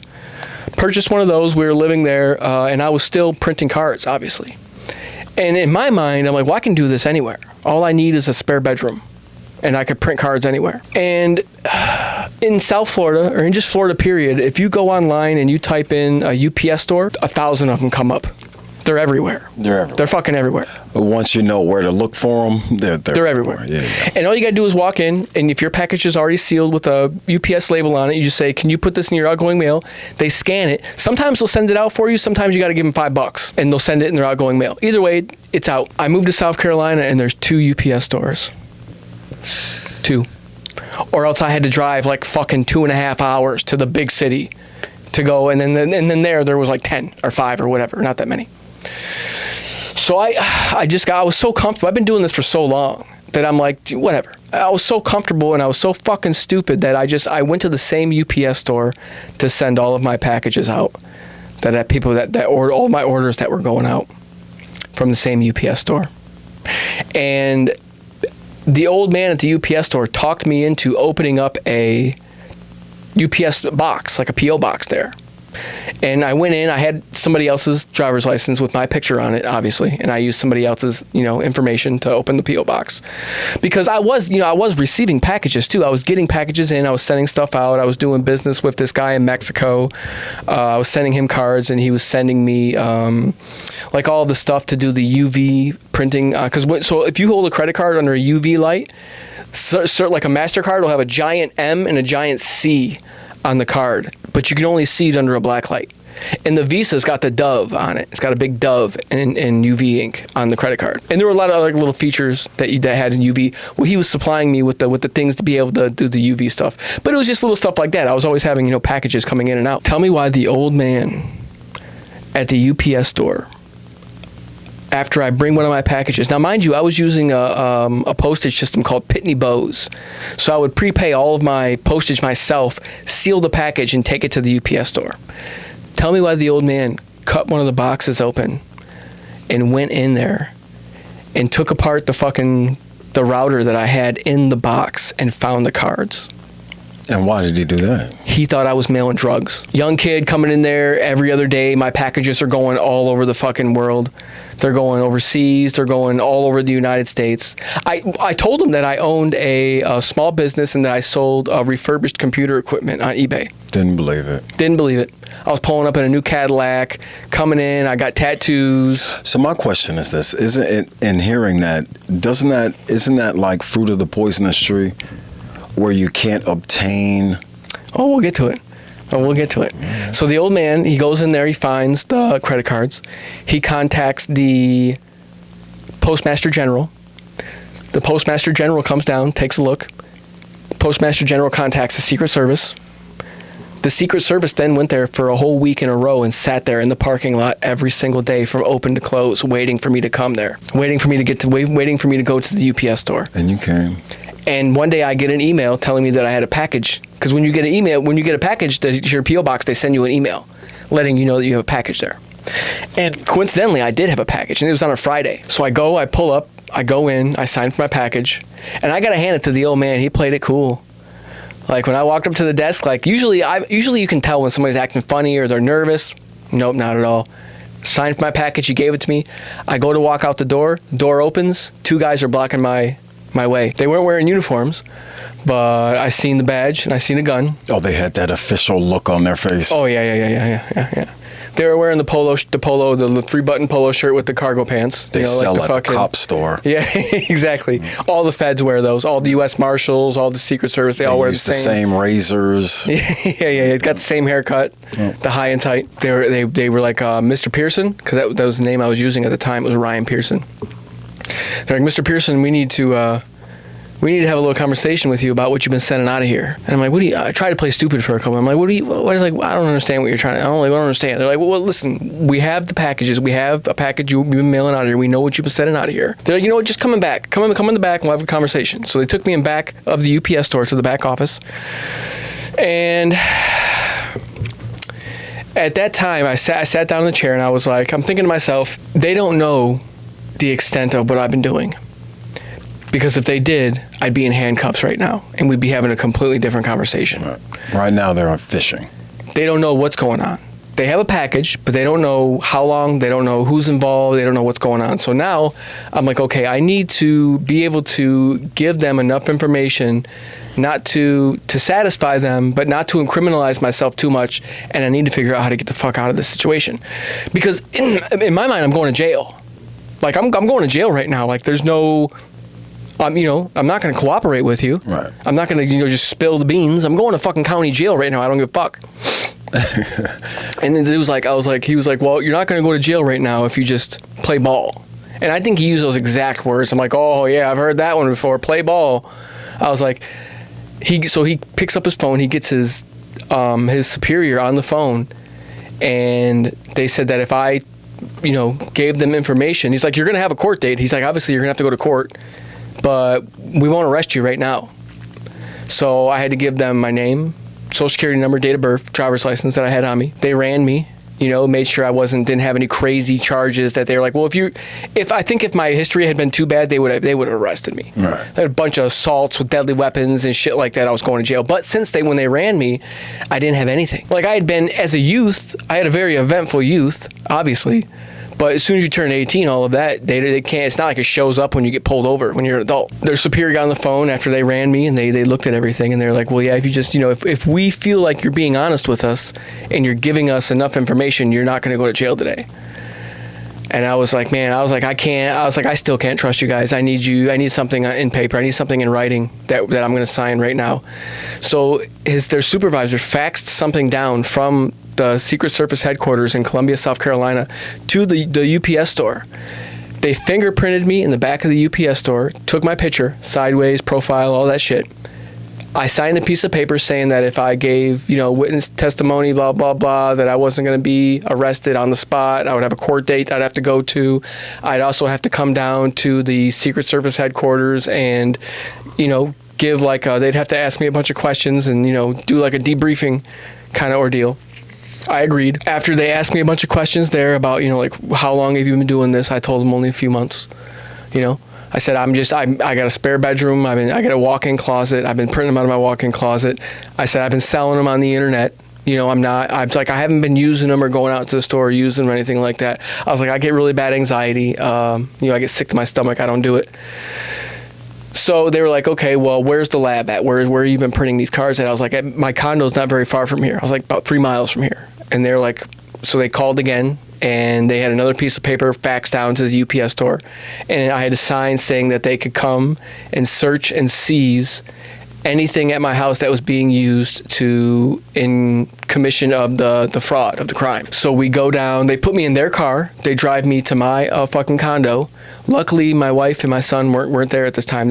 She was visiting her mother, so they were gone for the weekend or some shit. This is Memorial Day weekend of 2009, something like that, 2009. We go to my house, they search my entire house, they take all my printers, they take my safe with all of my cards in it, they take all of my laptops, they take all of my hard drives, and all of this stuff is listed on my indictment. I wish I had my indictment here so we could go through the paperwork.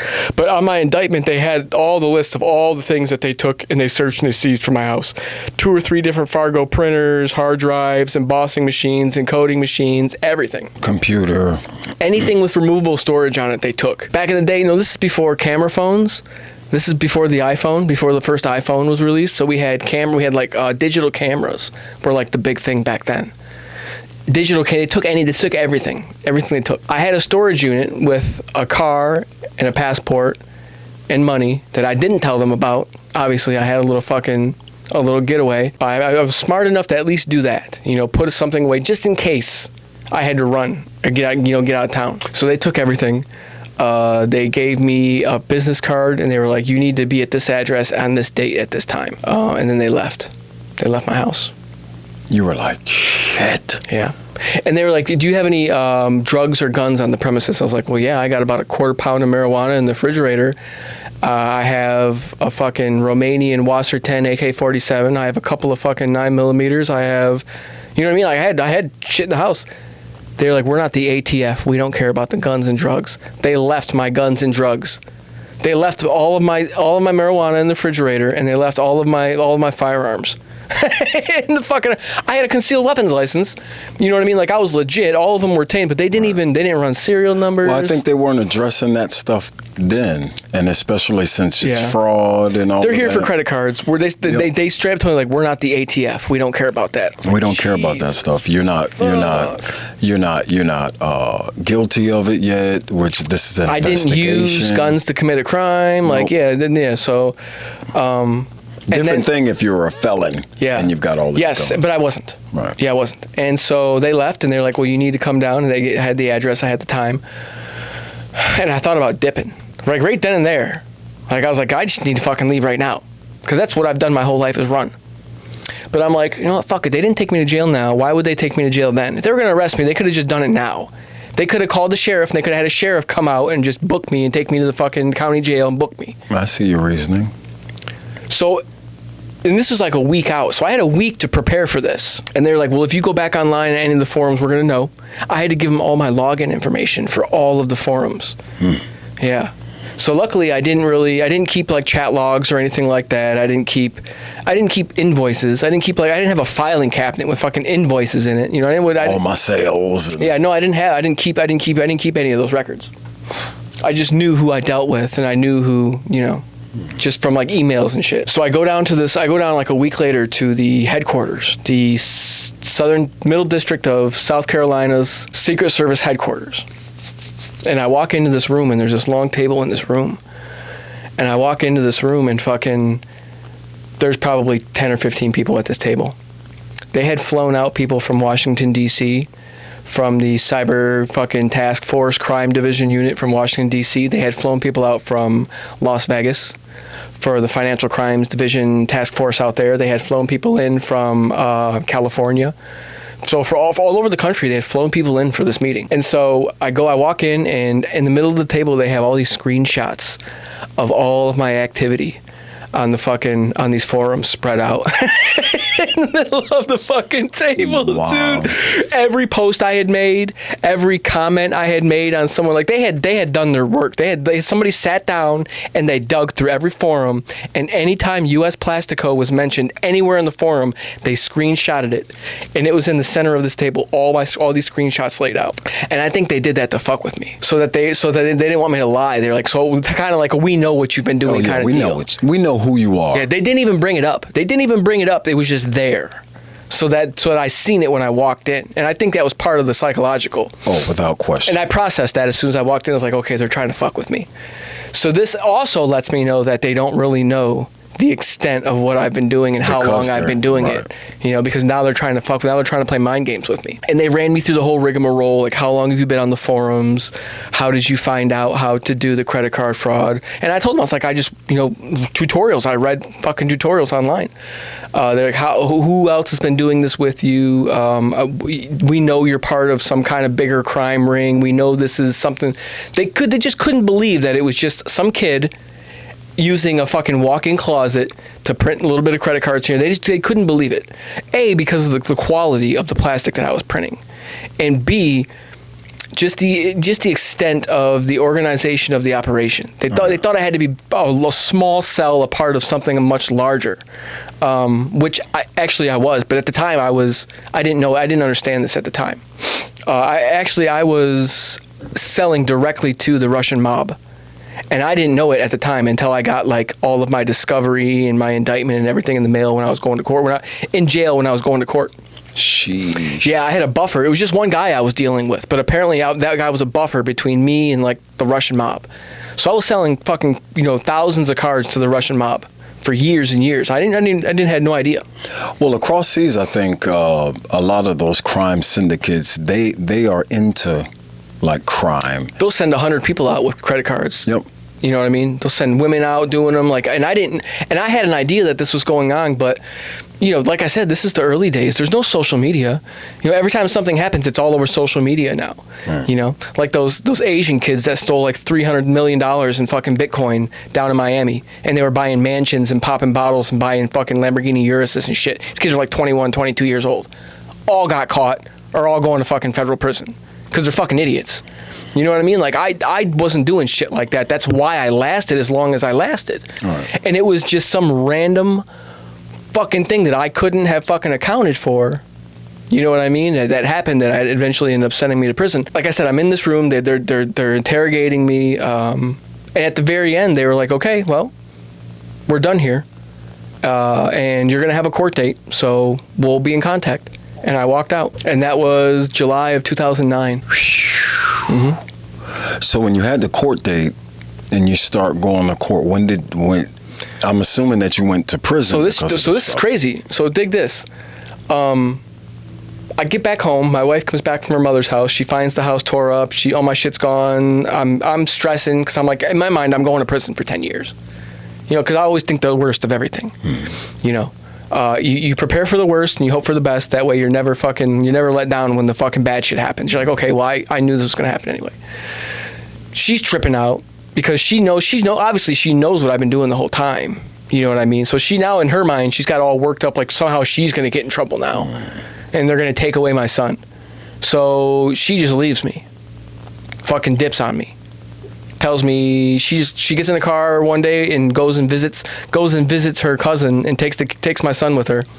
And then her sister showed up at the house and was like, listen, JJ, Amanda thinks that Melissa says that she thinks that y'all should just go and do y'all own thing. I was like, motherfucker, ain't this about a bitch? Yeah, you fucking cunt. Ain't this about a bitch, dude? So now I'm back on my own. But I had the car, a little bit of money, put away, and all that shit set up. I'm going to get out of this little fucking rinky-dink, fucking podunk, country-ass fucking bullshit that's fucking sending me to prison. If I would have stayed in Miami, I would have been fucking operating to this day, probably. You know what I mean? I'd still be out there fucking, or maybe not, who knows. But it wouldn't have went down the way it went down. And you went out there because of her. Because of her. Yeah, because she wanted to be close to her family, and they didn't really know my son, so she wanted my son to be around his cousins and all that shit, family. Which I get it, it's fine. So what I do now is I take off from South Carolina. I leave South Carolina. I get my car. I drive back down to Miami because I still had a condo in Miami. But because you took off and you left and you went to Miami and all that, you're not planning on court. You're just done with everything, or you're just. I don't know what I'm doing. I'm like, at this point, I don't know what I'm doing. All right. I'm waiting on a court date. I don't know when it's going to be. Gotcha. It hasn't been scheduled yet. They haven't sent me anything in the mail. I just know I need to leave the situation that I'm in because now the feds know where I live. The Secret Service knows where I live. They have my address. Right. I'm at odds now with my significant other. Me and her are fucking going at it. She doesn't want to be in a relationship with me anymore, so that's going to become a toxic situation real fucking fast. I have no way to make money now. They took all my equipment. You know what I mean? So now I have no way to make money. I have a little bit of money and put away, but not much, like $25,000, I think it was, like $25,000 or $30,000, which I know it kind of seems like a lot of money, but when you when you're just living in your car and you're on the run, it's really not a lot of money. It goes fast. So I go back down to Miami, and I just don't know. Like at this point, I just don't know what to do. Like I'm newly single. I've been in a relationship for years now. I'm single. I got a little bit of money. I'm in Miami, so I just start partying because I think I'm going to prison. You know what I mean? So if I'm going to prison for 10 years, I'm gonna party. I'm gonna have a good time before I go. So I start partying. Start going to strip clubs, start popping bottles, start doing all kinds of other crazy shit. I was staying in like nice hotels. It started off at first, like 5-star hotels. I was staying at like the Hard Rock in Hollywood, like the Hard Rock Hotel Casino. I would go there, stay there for like a week. Then the money started dwindling down, and then the hotels started getting less nicer and less nice. Now it's like Best Western. Red roof. Yeah. Maids are just chucking folded laundry into the door, closing it. Yeah. There's marijuana in the hallway smell as soon as the maids are smoking it. Hotels are starting to get less nice now, and money's starting to dwindle down. Now I'm starting to get a little bit desperate to make money. So now I'm starting to go back, and I'm like, well, what do I do? You know what I mean? Like, I don't know what to do. The only thing I know is at this point is credit card fraud. Right. I'm not a drug dealer. I've never, moved weight or done anything like that. Or I just sold, nickel and dime when I was a teenager, a little marijuana here or there. Friends. Yeah. Right. Or sometimes I knew somebody that would pay $200 for an 8-ball, and I could get it for $80 over here. Right. So I would just go over here and just make the money real quick on the flip. Like I was never a drug dealer. Yeah. So I'm like, man, fuck. And this is 6 or 8 months. We're 6 or 8 months in after July. We're already in 2010. And I don't know, like, I still don't know what to do. Like, there's still have no word from the feds. I still have no court date, nothing. We're 6-8 months later, I have no court date. So I got out. So the only option I have is to start making cards again. You know what I mean? So I had to fall back on what I know. This is what I know. All right. I got to start making cards again. I took the very last little bit of money I had, and I bought a printer, and I bought a fucking embosser, and I bought an encoder. And I already knew where to go to get the numbers. Hopped online. I bought a cheap laptop from the fucking pawn shop. And did you use a similar name just so you could try to get the... Because the feds would know at that time. Right. So I went back online. I bought some cards. I started doing in-store carding for a little while just to get my cash up. Right. Because when I bought the equipment, that completely tapped me out. That my cash reserves were fucking gone, dude. I was down to like $300, and I'm living in hotels. You know what I mean? My condo in Miami's gone. I had a condo when I came back to Miami. I had a condo, but that, you know, I couldn't keep it up, so I had to go. And so now I'm down to like $300, dude. I'm staying in hotels, and hotels they're still like $100 a night, right. $80 a night. So I got to start doing in-store carding again. You know, so now I'm going and getting laptops. I'm getting big screens. I'm selling them on Craigslist because this is before Amazon. Craigslist was like the biggest thing then. eBay and Craigslist, but Craigslist was fucking cash that day. Yeah. eBay, you had to fucking mail it and deal with all the, you know, the eBay bullshit. Craigslist was fucking cash that day. So I was Craigslisting everything. TVs, I was doing straight hot boy shit because I was desperate. I'd go to Walmart and I'd buy 3 PlayStations at once. And they'd be screaming. Dude, they knew it was fraud, but I knew I knew everything that they would ask, and I had, and they knew the shit was fucked up. They just couldn't get me on it because it was just so they had to sell them to me. Safety protocols. You were just walking. They were being met. Those, yep. And they knew something was wrong, but they had to sell them to me. So I was doing super hot boy shit like that. Yeah. I did that for like 2 weeks. Got up, you know, and got a little bit of money up. And then I went back online. I contacted everybody before that I had owed cards to, because when they confiscated my equipment, I was right in the middle of like 3 or 4 big orders that never got sent. You know what I mean? All of my bank accounts that were all my money I had were all on my laptops and my hard drives. Like, so I don't even have the debit cards to those bank accounts anymore. I don't even have the social security numbers and the date of births and the names to access those bank accounts anymore. So I was wiped out, completely wiped out. Everything was gone. So now I had to go back online. I had to contact everybody that I had fucked over, and I had to be like, listen, I'll mail you the cards that I owe you, plus more if we just continue to do business. I know I've fucking been missing for like almost a year at this point. At this point, it was like 8 or 9 months. I got back in good graces with a few people that I was selling to. I mailed them cards that I had owed them, plus extra, and I just started back up again, started selling cards. Yeah. And how long did that last? I went for, this was 2010. I went from until about 2000. Okay, so during this time period when I started making cards again, I met a girl, a Cuban girl by the name of Rosalia. And 3 months after I met her, I got married to her. Like, bam, wham, bam, thank you, man. She was so fine. She was like 5 foot tall, 110 pounds, like nice titties, ass, like Cubana. You know what I mean? Like Miami fucking, you know, thick little Cubana. Fell in love with her. Fucking, I knocked her up a month after we met. Got her pregnant. We got married 3 months later. This was probably November. I got married November 7th, 2011. So I get married with her. I'm doing credit card. This is how I'm paying our rent. I'm not balling like I was before, but I'm doing 50, 60 orders a month now. You know what I mean? So I'm back making the money. Mind you, so at this point, and you're you know, she's pregnant, you're back at it. How long has it been since the shit happened in South Carolina? Yeah. Almost 2 years. Oh, so that was happening in 2009. So that stuff is... I still haven't gotten a court date. 2 years later. Still haven't gotten a fucking court date. No paperwork in the mail, nothing. I'm still printing cards. And then one day, me and my old lady are driving right here in Temple Terrace. And we're on 56th, right after Fowler. And we get pulled over. The tag was bad on the car. And the cop comes to the window, asks my driver's license, registration, all that shit. He was being cool. I gave it to him, went back to his car. He went back there to run my stuff. I'm bullshitting with my wife. I was like, well, and I'm talking about, I was like, when 2 cop cars pull up, I was like, that's how you know you're fucked. And I swear to God, right after I said that, another squad car pulled up. And then another one pulled up. And then another one pulled up. 4 of them pulled up. Because you've got a Secret Service warrant. Now I know I'm going to jail. And then when the cop starts walking back to my window and he didn't have my paperwork or my driver's license in his hand, I was like, yeah, he's going to ask me to step out.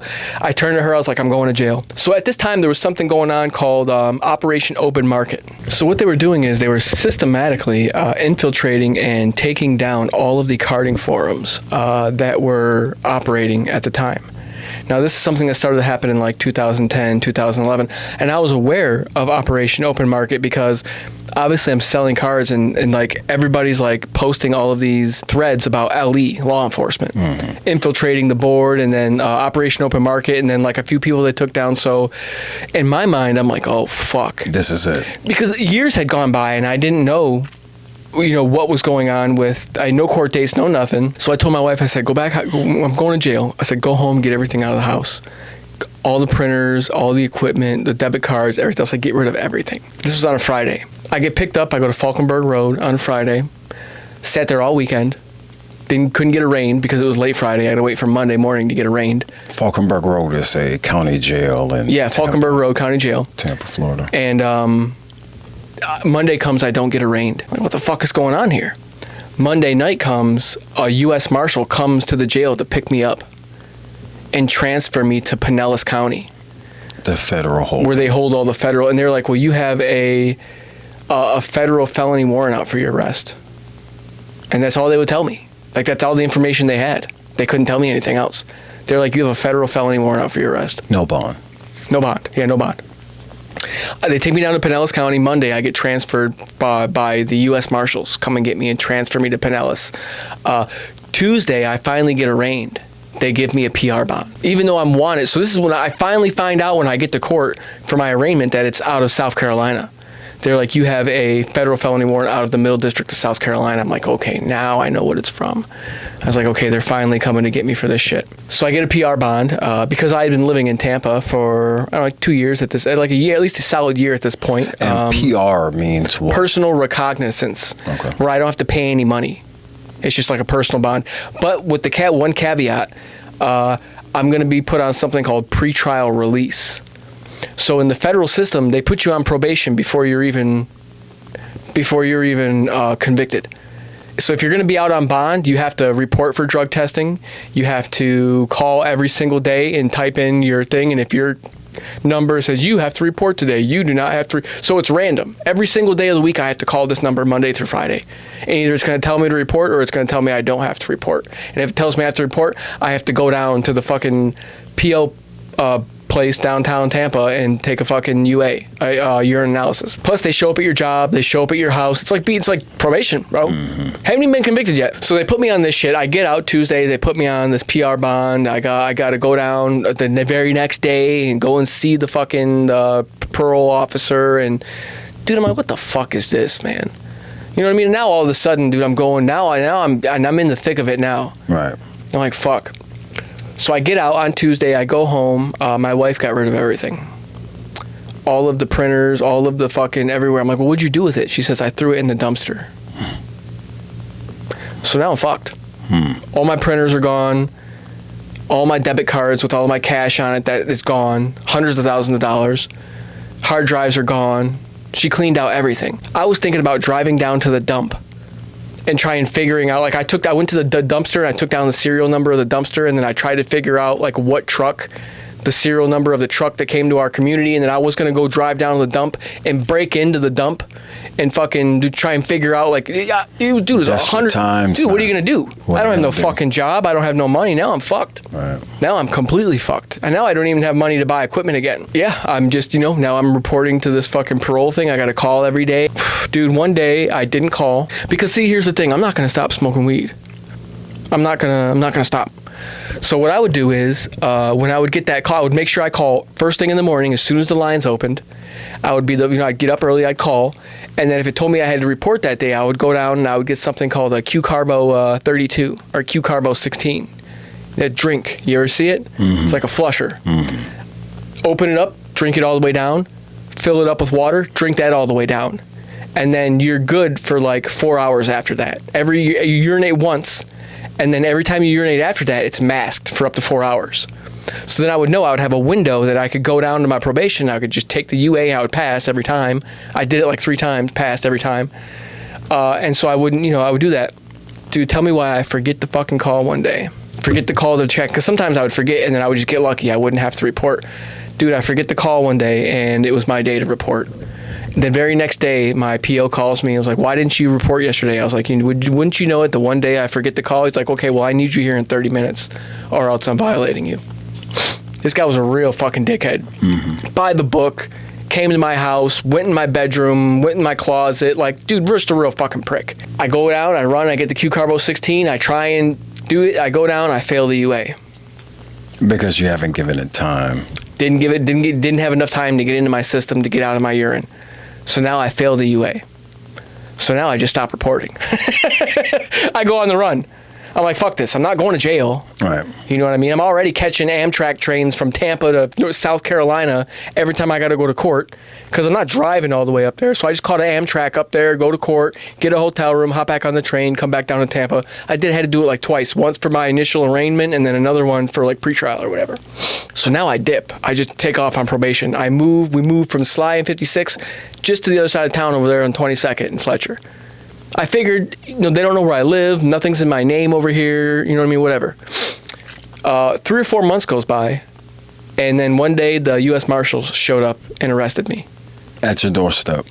They showed up with the AR-15s, the thing to kick in the door, everything. At the address that they didn't know. I had no idea how they found me. I think because my wife was getting benefits for my son through the state of Florida, and she had to put that address.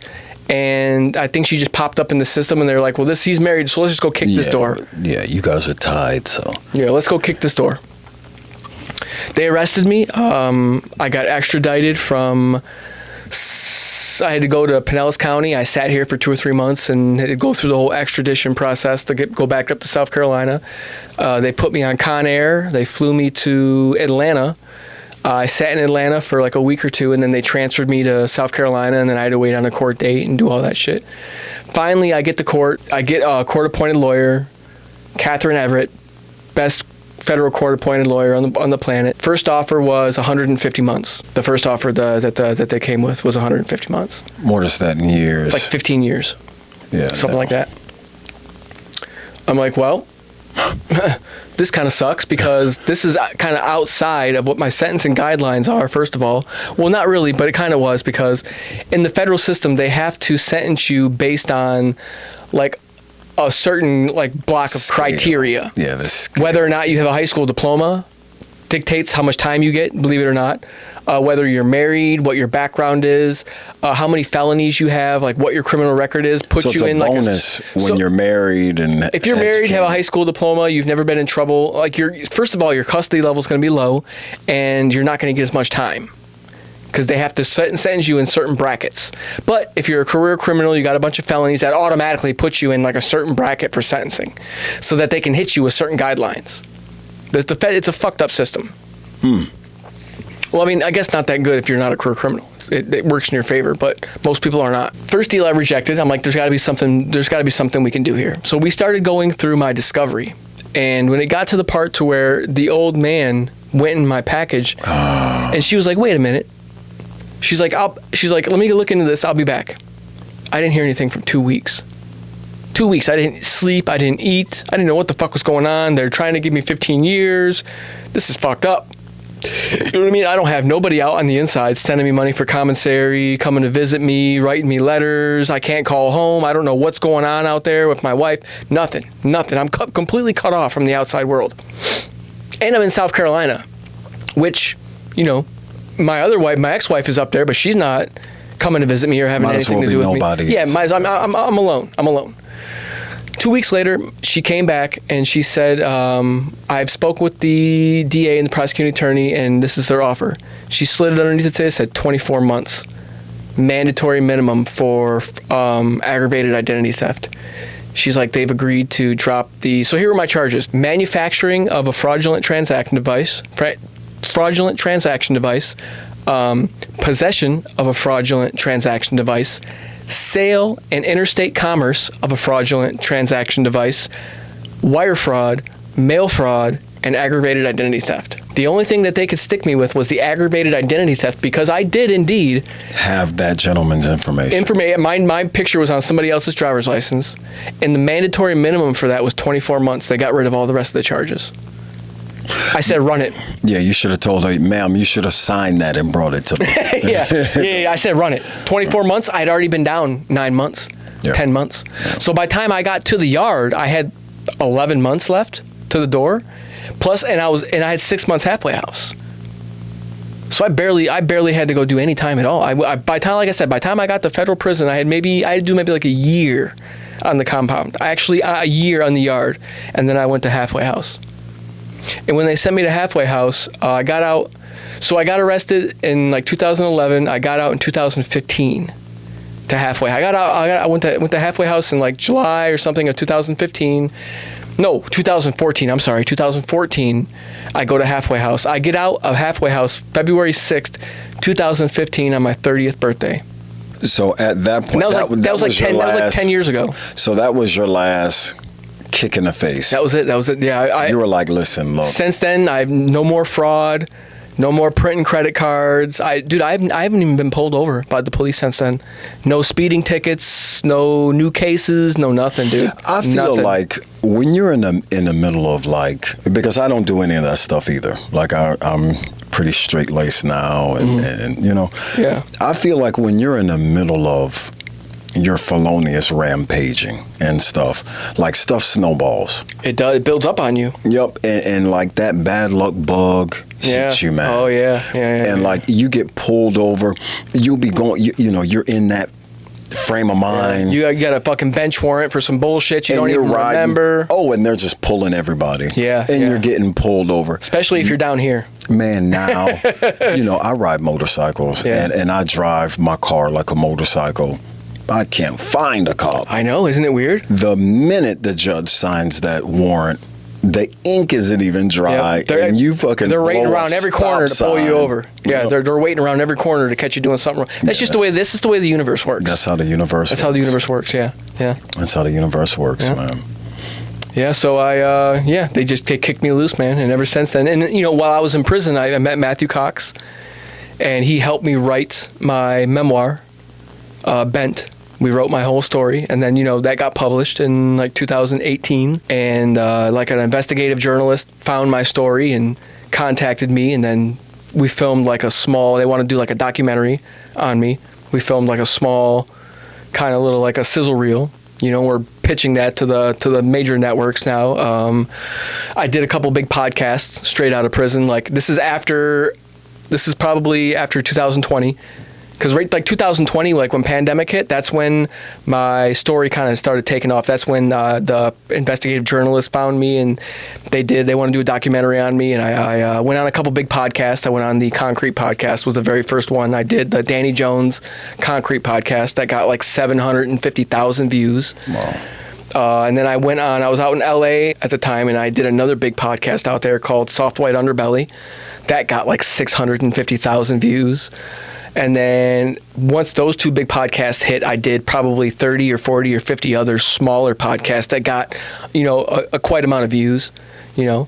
Then I set up my own YouTube channel, and I started doing interviews, and I started vlogging and, you know, doing all that shit. And that kind of took off for me, right. You know. So I got like the whole YouTube career going. I'm tattooing. I've got my memoir, my book is out on Amazon. You can buy. There may or may not be a documentary being made. It's such a whole process to go through, and dealing with like production companies and budgets and time frames and, you know, all this shit. Sure. Yeah. You know, so it's like a whole thing that's in the works. You know, so that's just basically what I've been doing. You know, just doing YouTube and tattooing, and just trying to keep my nose, you know, out of the bullshit, and trying to stay out of prison, you know. But like from what I've known, you know, of you, like I haven't seen the old, you know, all I've seen is the guy who is just about his business. That's it. I'm a completely different person now than I was before. Like I don't even think the same way as I used to before. Right. You know, now it's like, dude, I don't smoke, I don't drink alcohol. I fucking, like, I'm not on like some religious kick. I just don't do it. Right. You know, because I just don't have time for that anymore. Like, I'm not looking to party. I'm not chasing girls. I think that if a person is actually trying to do that right thing, you can't do all the bad stuff while you're doing. No, you can't. Because all of those things are like little anchors. Yep. While you're trying to either, move forward or climb the success You need to wake ladder. up every day with a clear mind, with a clear objective of what you're trying to accomplish for that day. Yep. As part of a smaller part of the much larger picture for your life. Yep. And if you're not living your life like that, then you're not moving forward. Yep. If you wake up with a hangover, you're not waking up on the right on the right foot that day to get your shit done because you were partying all night. Yep. If you got a bunch of relationship drama with toxic people because you can't stay out of toxic relationships, then that's going to be another thing that's just going to waste your time and all of your energy. Yeah. So I try to eliminate all of those things out of my life: toxic relationships, substance abuse, partying, just not any kind of nonsense, dude. I don't have any friends. Okay, I don't kick it. I don't go out to bars. I don't hang out. I don't go to someone's house and sit around and smoke blunts and play Madden. I don't do things like that anymore because, dude, I'm going to be 40 years old in like a month. It's halftime. Right. You know what I mean? This is halftime. Like I fucked up the first part of my life, just because of like the circumstances with which I grew up and like all of the things and I had going on.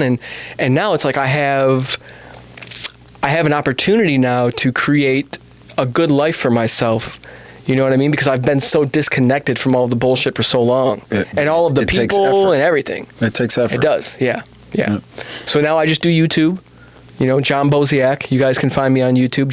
If you've stuck around this long to the end of the podcast, my YouTube channel is John Boseak. My Instagram's John Boseak. My TikTok's John Boseak. I'm moving to Bangkok, Thailand.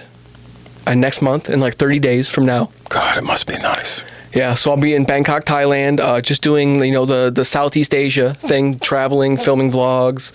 His OnlyFans is John Boseak. Yeah. Bangkok, Thailand. Yeah. And that's just what I'm on now. After that whole fucking long, crazy journey that I had to take, unfortunately, just because of the circumstances with which in my life ended up. And it's brought you here. It's brought me to this point now. Yeah, and I feel like I'm in a good place now. All that prior, because you needed to go through that.